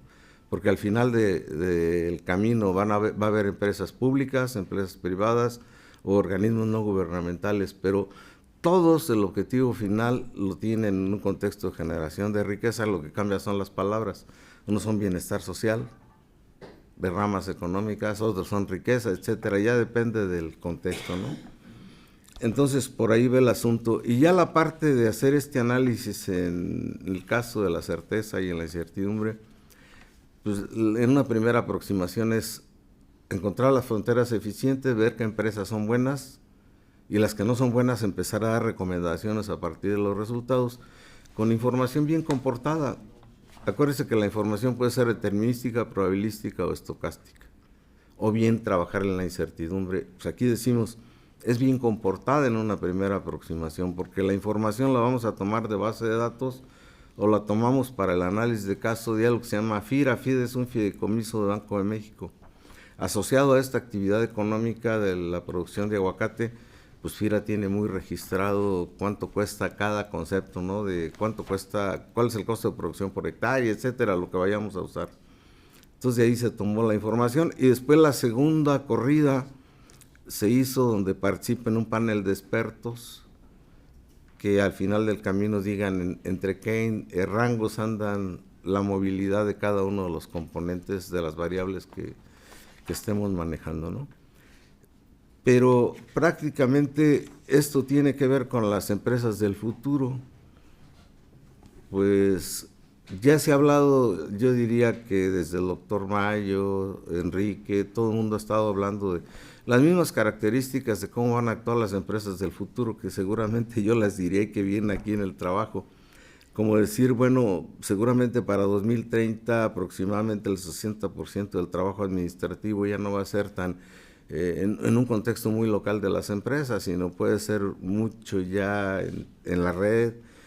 Seguramente también las empresas están orientadas a manejar su información muy teniéndola en la nube, el manejar el 5G, el manejar metadatos, etcétera, etcétera, todos los atributos que se han estado comentando aquí. Entonces ahí ya no me quiero como entretener en esto. Eso viene en el trabajo, en lo global. Y el aspecto de eficiencia, hijos, es que cuando se va a analizar este tema siempre se habla de eficiencia económica, eficiencia de precios, eficiencia global. Eficiencia es eficiencia, la tasa de salida entre la tasa de entrada. Una está asociada a la capacidad instalada y asociada al nivel de manejo de la habilidad de costos para llegar al libro del doctor Mayo. O sea, en la realidad lo que buscamos es hacer un uso de cantidad de costos que tienda a cero con tasas de salida muy altas. Pero eso yo creo que también depende mucho de la caracterización de la empresa, si tiene procesos continuos, semicontinuos o intermitentes, o si tiene tecnología de punta, tecnología intermedia o tecnología obsoleta. Entonces yo creo que en cada uno de esos mezclas que pueda haber en caracterización de empresas, pues va a estar el análisis, eso, y ya con esa perspectiva podemos decir, podemos usar economía de escala o no podemos usar economía de escala. Y economía de escala, en una primera aproximación como que la gente se emociona y dice, alta tasa de producción, bajo nivel de costeo. Pues no, o sea, hay una capacidad instalada con la tecnología que tenga y hay un intervalo donde se puede dar un cierto volumen de producción que pueda ser alto y dicen se abarata el costo. No se abarata el costo, lo que hay es que es una distribución del costo fijo en más unidades de producción o en menos unidades de producción. Pero de cierto nivel en adelante donde pueda verse baja, vamos a decir 80% de capacidad aprovechada, por decir un número. ¿Qué pasa en el 85%? Yo esperaría, es más tasa de producción, pues el costo es más bajo, por la distribución del costo fijo en más volumen, pero da la casualidad que no, porque si hacemos análisis marginal, capaz que después de ahí se empieza a disparar en sentido inverso el costo. Entonces habrá que encontrar esa banda con el tipo de tecnología que se tenga, que sí se da la caracterización de alta tasa de producción a bajo costo, coloquialmente dicho, ¿no? Bueno, pues este tipo de ideas se aplicaron al caso del aguacate. Por aquí les llegan aguacates y también ya tiene producción España de aguacate, seguramente por Sevilla o por dónde está esa producción de aguacate, Arturo. Málaga, por ahí. Bueno, miren, les voy a platicar la historia de este asunto. Mi estado, que sería equivalente como en su caso una comunidad autónoma aquí en España, en la realidad tiene 60,000 kilómetros cuadrados, pero por la mitad del estado pasa algo que se llama eje neovolcánico transversal, y ahí prácticamente hoy día hay plantaciones por, ¿qué diríamos? Un tercio del territorio del estado de producción de aguacate, porque se dan las condiciones climatológicas y de suelo extremadamente importantes. Y bueno, México andaba produciendo 4.360 millones de toneladas anuales de aguacate, de los cuales el estado contribuye con 1.520. Entonces es una actividad extremadamente importante económicamente hablando. Todo se va a Norteamérica, a Japón ahora un poco, el 80% seguramente a Norteamérica, un 10% seguramente a Japón y un 10% llega por acá a Europa. Entonces la mayoría del aguacate que tenemos ahí es de una variedad que se llama Hass, que es, y todo se va para exportación. Por lo tanto, le dicen el oro verde en mi estado porque genera mucho recurso económico. Es una de las actividades productivas que generan riqueza importantes, ¿no? Y de ahí lo que tomamos es de las empresas que están registradas con los norteamericanos en su equivalente al Ministerio de Agricultura, o para nuestro caso la Secretaría de Agricultura y Ganadería y Pesca, pues del conjunto de empresas que exportan y que están certificadas, dijimos, vamos a medirles cómo anda su eficiencia. El detalle está ahí que el negocio del aguacate está así, bueno, pues primero tiene una plantación, en la realidad me parece que es más una actividad frutícola que agrícola, da el fruto que es el aguacate, se corta, se clasifica, se envasa y se va al mercado, ya sea local, regional, nacional o internacional, pero ahí más del 80% se va al mercado de exportación, porque se cuidan las plantaciones desde se cuidan demasiado bien. Hoy día la mayor tasa de producción es aguacate orgánico, que tiene exento de pesticidas, etcétera.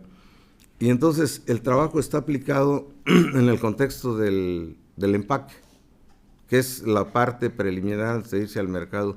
Y hay empaques muy manuales, como también hay extremadamente tecnificados con tecnología de punta.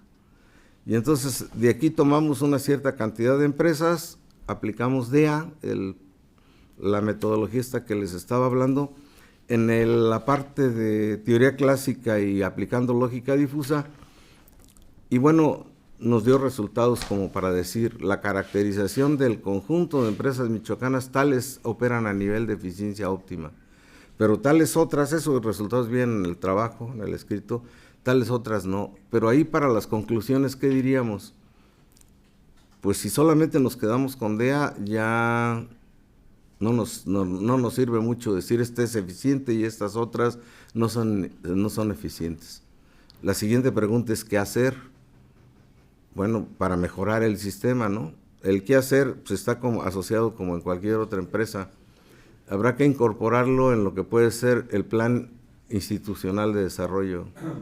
Y dentro de ese plan institucional de desarrollo, los resultados que arroja el modelo, en este caso se usó optimización lineal, yo creo que hay indicadores importantes como las variables de holgura. Profesor. Concluyo. Cada variable de holgura está asociada a una restricción, que puede ser materia prima, insumo, energía, o dependiendo de lo que esté poniendo el modelo, y nos dicen qué nivel se está usando exceso de recurso o en qué nivel hay déficit de recurso para hacer la mayor generación de eficiencia o riqueza, ¿no? Y eso, pues, lo que nos da son elementos importantes para hacer la planeación operativa y hacer más eficiente y eficaz el sistema. Y por el otro lado nos podría dar la representación de las variables duales, que nos diría qué variables son las que contribuyen más a la generación de la eficiencia o de la generación de riqueza, ¿no? Y eso ya se puede llevar a la planeación operativa, y a los que son muy administrativos o que hacen la labor gerencial, ya se les daría indicadores de cómo actuar, ¿no? Muchas gracias y perdón por el...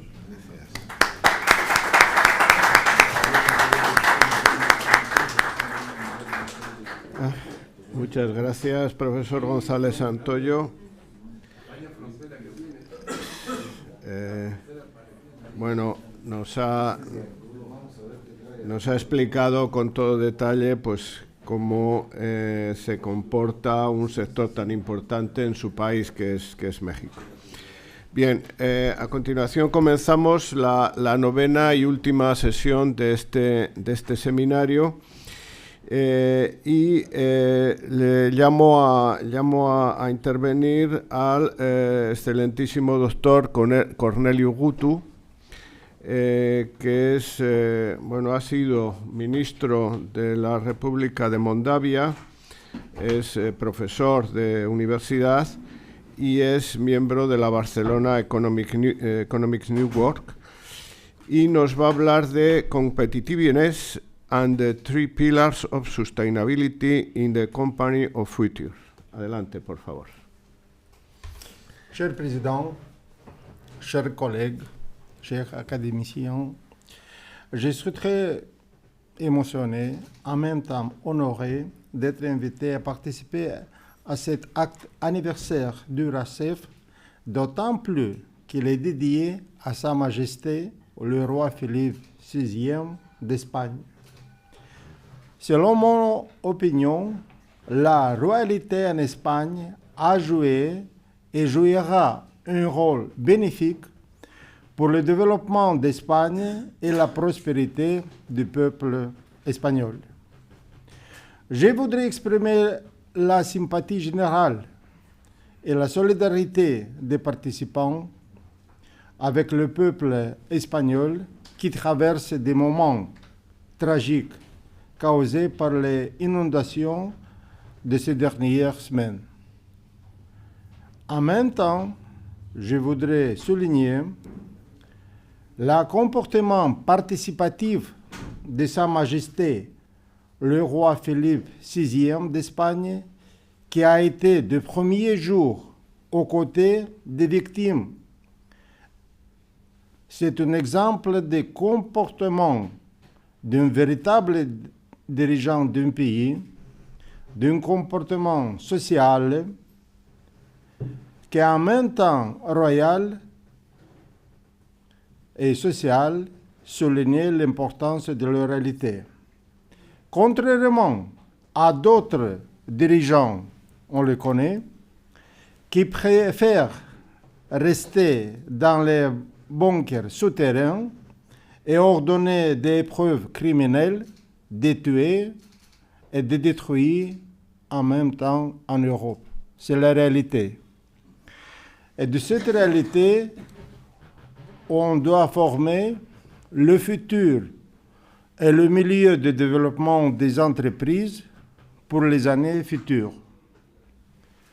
C'est un problème très complexe qui a posé Racef en cadre de ces actes. Et je voudrais souligner la responsabilité du président Alouha, qui toujours a proposé des questions pour notre rencontre très actuelles. Dans les derniers, ce sont les changements du climat et les impacts sur le développement économique, l'incertitude dans le développement soutenable. Ce sont des problèmes très actuels aujourd'hui. Qu'est-ce qui s'est passé cette année en Europe, en Pologne, en Autriche, en Espagne? Ce sont les inondations. Et nous, on posait et on proposait des solutions presque de 1-2 années. Je vous félicite au nom de notre participant pour votre génialité de prévoir ces problèmes globaux et ces problèmes très actuels. Selon les économistes, l'objectif des entreprises se limitait alors essentiellement à la maximalisation du développement et du profit. Du point de vue de la société et d'État, les objectifs des entreprises devaient répondre aux attentes de la société. L'entreprise aura pour objectif de contribuer au bonheur de la société. Chaque entreprise étant un acteur majeur de l'économie et de la société, son comportement peut avoir des conséquences positives et négatives en même temps sur l'ensemble de la société. Les entreprises qui donnent une formule de responsabilité vis-à-vis de la société, on parle d'ailleurs de responsabilité sociale des entreprises. Et je voudrais revenir à votre jeunesse, chers académiciens, à l'article qui a l'anniversaire de 54 années, l'article de grand économiste Friedman, qui a été écrit en New York Times le 13 septembre 1970, qui a avancé sa doctrine. The social responsibility of business to increase its profit. Autrement dit, la responsabilité sociale de l'entreprise consiste d'augmenter ses profits. C'est une chose, pour la première fois dans les sciences économiques, il a avancé le nom, les responsabilités sociales et en même temps le profit. Qu'est-ce qui s'est passé les dernières 50 années? Comment on développe cette théorie? Comment on développe d'autres théories? Et qu'est-ce que c'est la réalité d'aujourd'hui? C'est très intéressant. Mais toujours, pour moi, la doctrine de Milton est valable et sera valable par toujours. Parce que s'il n'y a du profit, il n'y a pas de responsabilité sociale, il n'y a pas de ressources pour résoudre les problèmes sociaux de la société. C'est très important. Bien sûr que je suis un des derniers interlocuteurs. En même temps, c'est très facile et difficile parce qu'on a proposé beaucoup de choses très intéressantes. Et je voudrais créer quelques facettes de ces problèmes très complexes. En ce moment, qu'est-ce qu'on peut dire? Voilà, c'est le diagramme de développement durable après le diagramme logique de Vénine. Je crois que tout le monde connaît, mais je vais vous proposer de voir qu'est-ce que c'est les trois cercles, le développement social, économique et environnement, et comment l'interaction, il nous propose un développement durable, un développement et une vie viable, et un développement et une vie vivable. C'est interdépendance. Et de cette interdépendance, on a choisi et on a modifié et on a proposé une nouvel modèle qui s'appelle environnement social et gouvernance. Ce sont trois pylônes de développement futur des entreprises et de business en général. C'est environnement social et gouvernance. Toutefois, on peut parler de environnement climatique, géographique, terrestre, maritime, le développement de la société sociale et la gouvernance, la responsabilité, une gouvernance responsable et une gouvernance très efficace. Bien sûr qu'il y a deux opinions dans le développement des entreprises en ce moment. Les dernières années, on connaît un exemple très classique qui s'appelle les affaires de Marlboro. Il a développé, il se développe, il a gagné beaucoup d'argent, mais quelles sont les conséquences? Les conséquences pour les consommateurs du tabac et les conséquences sociales, c'est aussi grand.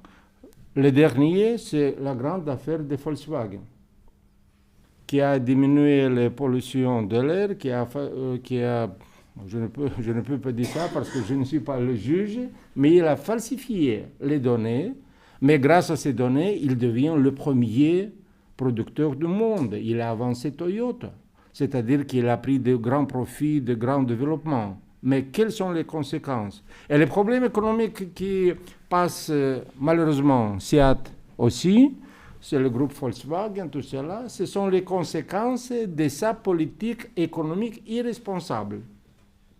Et d'autre part, il y a beaucoup d'entreprises qui ont une responsabilité sociale, qui ont, peut-être qu'ils n'ont pas un développement très grand, très spectaculaire, mais un développement soutenable. Parce que la réponse environnement, social et gouvernance, ça a été présente toujours pour le futur. C'est toujours le problème, comment on peut mesurer ça, quels sont les ratings mondiaux, quels sont les ratings régionaux et européens. Je fais quelques slides qui nous présentent l'indice de durabilité Dow Jones des dernières 10 années. Il nous présente que tous les pays, on voudrait se développer dans ce cadre de ce pylône ESG, mais le premier, ce sont les États-Unis, l'Europe et les pays émergents. Malheureusement, la Chine, l'Inde et d'autres pays qui ont de très bons % de développement ont une responsabilité très faible parce qu'ils sont les plus grands d'émissions de carbone, ils ont un impact négatif sur notre planète et les conséquences sont pour tout. C'est un problème qu'on a résoudre dans les anciens actes et conférences de Racef. Puis, le deuxième problème, c'est comment on peut changer ça. Mais on change avec les investissements, parce que ce sont les investissements qu'on peut modifier le système productif, le système de gestion et tout cela. Et un aspect très positif, c'est parce que les dernières années, on se développe le modèle d'investissement soutenable. Et on voit comment on augmente dans les pays responsables sociaux le niveau et le point de vue de cet investissement sociable dans tous les investissements de ces pays. Ce sont les quantités et voilà, ce sont les pourcents.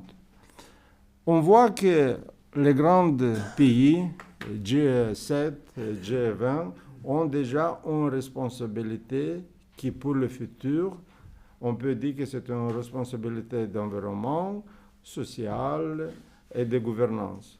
Mais qu'est-ce que font les autres? Les autres qui ont aussi un développement économique, qui ont aussi des consommateurs de ressources, qui ont aussi éliminé au dehors de carbone et d'autres choses. Voilà pourquoi je crois que c'est une nécessité stringente au niveau mondial de prendre une responsabilité de chaque pays, non seulement de signer les accords de Paris et d'implémenter cet accord dans la vie réelle. Le problème du point de vue du futur, c'est le problème, c'est la provocation géopolitique. Je fais une petite comparaison. Les dépenses militaires dans les dernières 35 années et le volume d'investissements étrangers directs. Et on peut voir, voilà, le rouge, comment a oscillé cet investissement. Et qu'est-ce qui grandit toujours? Ce sont les dépenses militaires. L'humanité, jusqu'à aujourd'hui, il a consommé trillions de dollars pour la défense. Et pour le développement, seulement de 101 trillions de dollars. C'est une grande différence. Et malheureusement, à notre jour, il y a des présidents, des dirigeants des pays qui voudraient résoudre les problèmes, ces problèmes intérieurs, ces problèmes politiques, avec des mesures militaires comme c'est en 18e, en 19e siècle. C'est malheureusement. On revient à notre grand économiste Milton. Et qu'est-ce qu'il a écrit ça? Que l'essentielle notion de société capitaliste, c'est la coopération volontaire et l'échange des idées aussi volontaires. Et les essences notions de socialisme, société, c'est la force. Bien sûr, ça a été écrit en 1970. Je me permets de changer un peu cette phrase et j'écris que j'ai l'essentielle notion d'une société démocratique. C'est coopération volontaire et ces échanges volontaires. Et l'essentielle notion d'une société autoritaire, c'est la force. Voilà pour assurer un développement basé sur le pilar de ESG, environnement, social et gouvernance, on doit changer les situations politiques dans tous les pays. Les pays autoritaires doivent devenir des pays démocrates et je crois et j'espère que ça a été la plus grande force de développement soutenable dans tout le monde. Je vous remercie.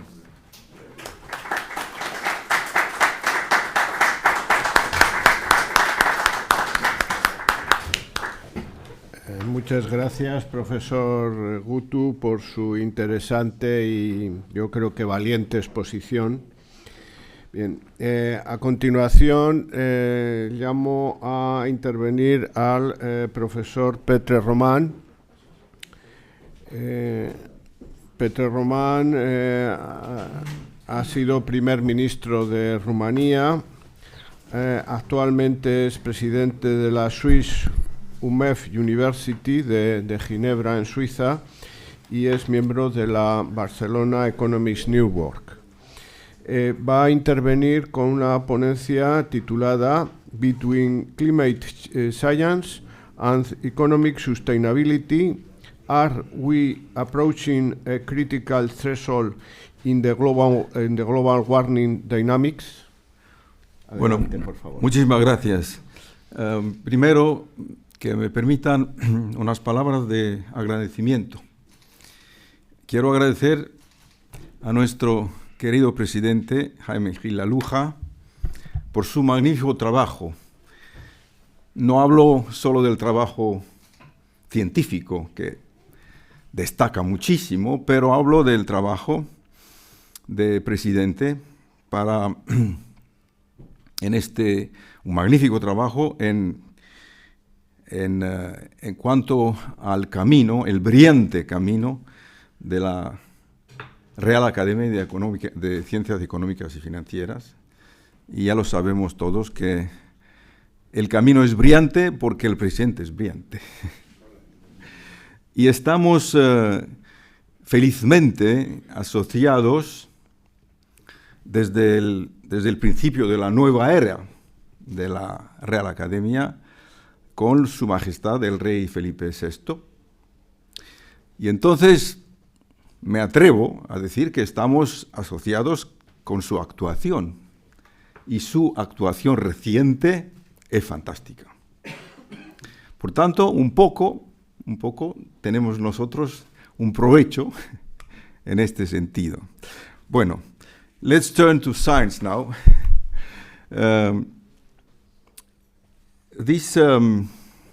In my work, which is mainly related to climate science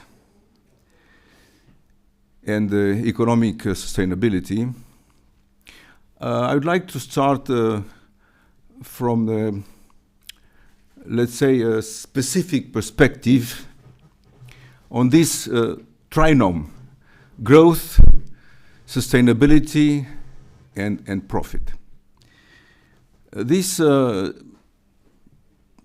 special perspective is growth is a common denominator, is a habit of the economic life. Everywhere, everybody, all nations, all are speaking about growth, growth, growth. Sustainability is the adaptation to the response of nature submitted to the unbounded growth. That is the global warming. Nature responded to this aggressive growth by global warming. And profit exists in a double uncertainty. The first intimate existential uncertainty is there is no profit without uncertainty. If everything is certain, there is no profit. But there is a second uncertainty, of course, related to climate change. And climate change is actually permanently prodding us toward uncertainty. And I propose to define sustainability in the following way, and then I explain myself. Sustainability is, I would say, all about reaching the net zero status before we reach the tipping point, the critical threshold of the climate change dynamics. And I explain myself. There are three statements based on the accumulated evidence on climate change. The dynamics of climate change is possibly, I'm more inclined right now to say probably, approaching a critical threshold. Second, the floods, heat waves cycles are intensifying and accelerating. And third, a deep change in our way of life is inevitable. Now, about the critical threshold. Many years ago, I discovered myself in my scientific work. At the time, it was 1983. I started to think about this concept, critical threshold, in the dynamics of nature, because I was myself in a research on the water quality of the Danube. And I found in 10 years, from 1975 to 1985, when we started a broad, comprehensive research about on the quality with thousands of samples from the Danube water on more than 1,000 kilometers along the border of Romania and inside Romania. The quality of the water was exceptionally good. 76% was not only good, it was drinkable. Drinkable. 10 years later, when we had to stop our research because of the wife of the dictator who decided that this research doesn't have any sense, which was, of course, the embodiment of her stupidity. The average quality fell to 33%. Enormous in 10 years. Why was that? And then I proposed this idea of critical threshold. At the time, Romania was more or less isolated, and I couldn't exchange freely with the rest of the scientific community. But of course, Danube is one of the big natural bodies of the nature, and later on I thought maybe this is not just about Danube. Maybe this is about nature as a whole. And we have today an example, a very specific and very strong example. It's the ocean temperature of the water, the temperature of the surface water of oceans. The oceans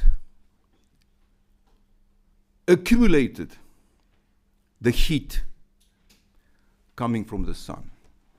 And of course, the fact that we accumulated the heat due to the greenhouse gases. Until recently, 2017, 2018, the ocean was capable to absorb this heat and protect us. But now, suddenly, as in my case with the Danube, it is approaching a critical threshold. Oceans cannot accumulate anymore such amount of heat. Meaning that if we continue to emit greenhouse gases and continue to accumulate heat, and the oceans are not anymore capable to absorb it, we are going to a critical threshold. Beyond this threshold, there is a very uncharted, dangerous waters. It's like Magellan, but with no hope.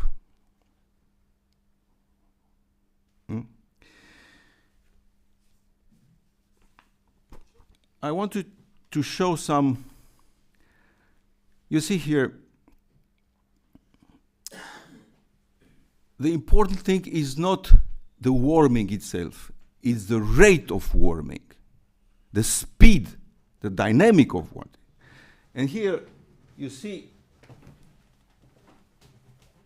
that is the the path to 1.5 degrees. It should have been like that because we started globally our efforts to reduce greenhouse gases, to reduce emissions and so on. Well, in fact, in reality it's like that. We didn't yet manage to inflex the dynamics.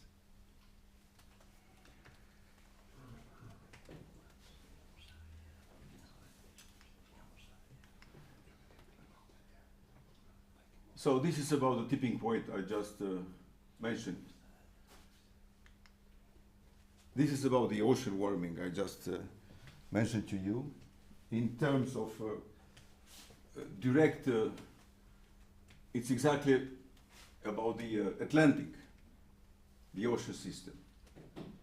And the conclusion of one of the brightest scientists, pretending that we are able to predict tipping times, just gives a very false sense of security, of certainty, that we really understand the system well enough to do such a thing. And that is absolutely not true.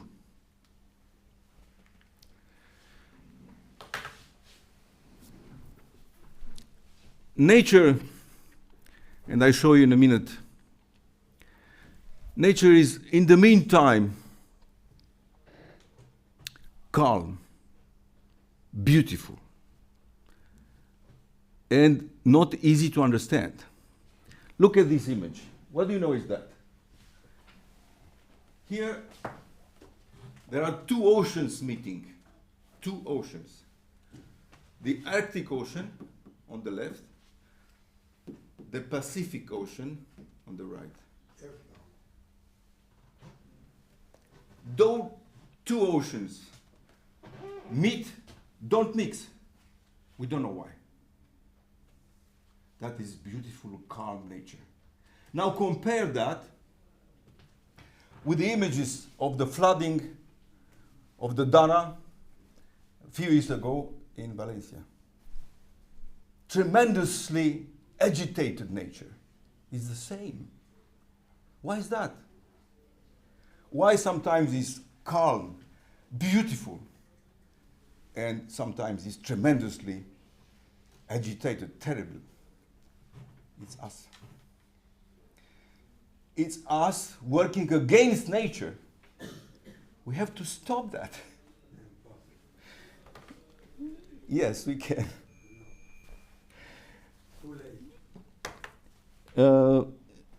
I hope not. Now, one of the most interesting examples, I always give that, is the Yangtze in China, the Yangtze River Valley. In July-August 2022, it was a wave, a huge heat wave, which struck the whole valley. This is the third biggest river in the world, Yangtze River. And look at this river, people having a picnic on the bed of the river. The river, the huge river at the time, it's end of August, it's just here a little bit. All this is dried. Well,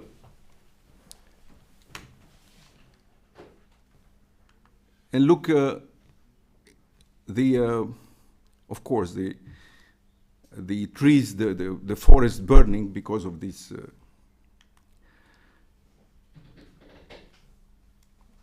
And here you see the average intensity of the 20 most extreme fire events in gigawatts. From 2003 to almost our days. Well, what is intriguing from my point of view, and I'm still working on that,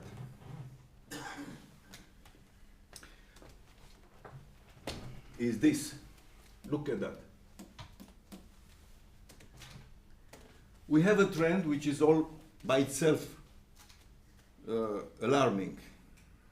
But here, 2023 to 2024, in the space of 6 months, you have one of the lowest power of the extreme, and the highest from 70 to 170 in the space of 6 or 8 months. This jump, it's a terrible jump. Ok, tenemos que acabar. Bueno, pues acabo, yes. The same Yangtze River, in 2020, that's the problem of our science, climate science. The same Yangtze River Valley in 2020 was under the highest ever seen in the world floods. The same place, 20 years before. Highest one in the 1,000-year floods. 2 years later, people having picnic on the bed of the river. My conclusion, in a few words, because indeed it's, I put it in a, let's say, nice way. I try to put it like that, is that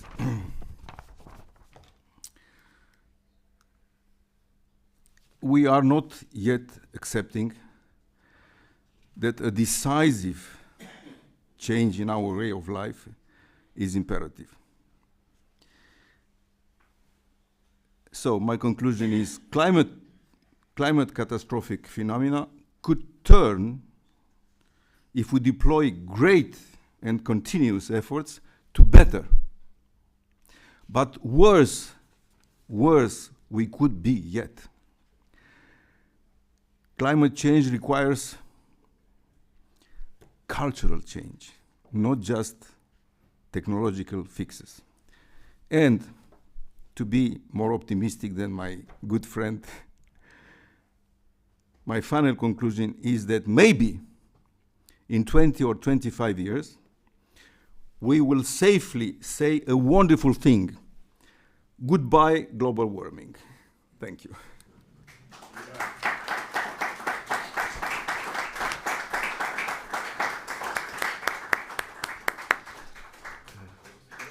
Bueno, muchas gracias por este brillante cierre de ponencias, bueno, brillante y preocupante cierre de ponencias en este seminario. Y bueno, ahora le cedo la palabra a nuestro presidente.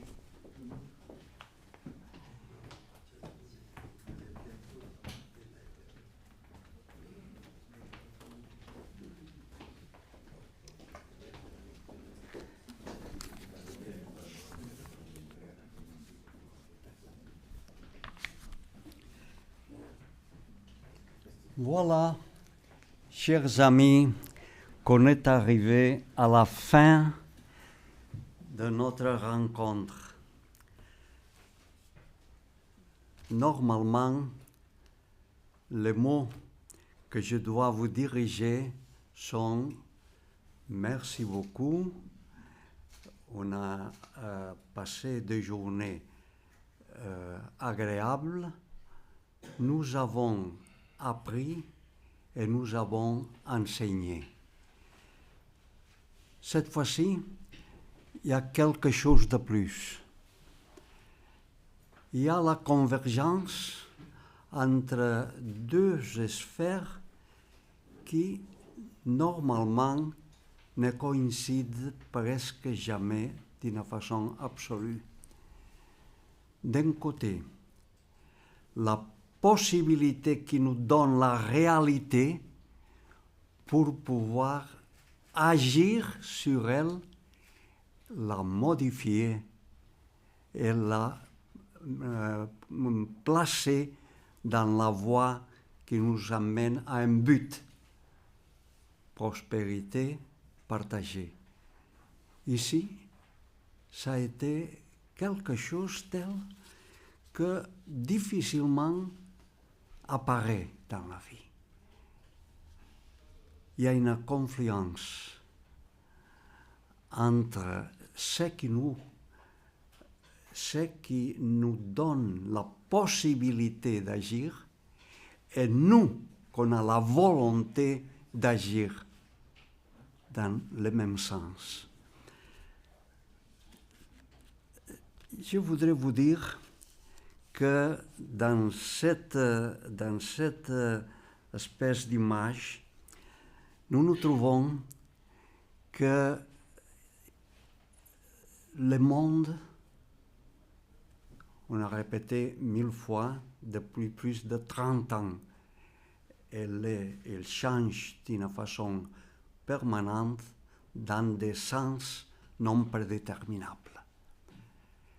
Et ça donne lieu à l'incertain, à l'incertitude. Bon, quelle est la tâche de nous, scientifiques? Écoutez, essayez de réduire au maximum possible les bornes de l'incertitude. Ces bornes, s'ils sont larges, ça ne sert à rien dire qu'on est dans un intervalle. Pour qu'il y ait une validité, il faut que cet intervalle de confiance soit le plus étroit possible. Mais est-ce qu'on est capable de mesurer l'incertitude par la même essence de son concept? Non. Jusqu'à il y a, je vous dis que 8 ans, dans un séminaire comme celle d'ici, on avait commencé à parler de numérisation de l'incertitude. Et après, on est en train de passer de la numérisation à une valuation, c'est-à-dire d'une assignation numérique subjective, valable. On a donné le premier pas. On a fait ça déjà. Et je peux vous avancer aujourd'hui qu'un nouveau pas va se passer le 17 décembre à Madrid. Dans un travail qui va verser sur les opérateurs de l'incertitude. Et on va arriver mathématiquement, avec l'aide de vous tous, de l'école d'économie humaniste de Barcelone, de mettre en papier, de léguer aux générations qui vont venir une tâche accomplie pour cette génération. Une tâche qui suit aux grands événements de l'histoire, nous dans un endroit très petit comme c'est la science, comme ça a été la culture grecque et romaine, comme ça a été la partie importante de la constitution des États. Et maintenant, comment traiter les réalités, comment traiter la réalité d'une façon valable scientifiquement et efficace dans la réalité. Ça, c'est notre tâche. Ça, c'est la tâche qu'on va léguer aux générations futures. Ça, c'est l'objectif de l'école excusez-moi, dans l'école humaniste de Barcelone, à laquelle j'espère que vous y serez intégrés, vous tous, nous tous, pour l'éternité. Merci, chers amis, et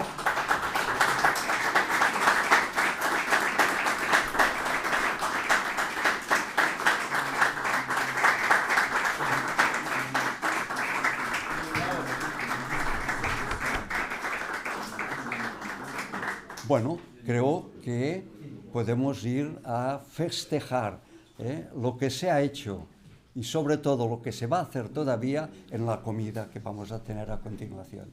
Gracias, amigos.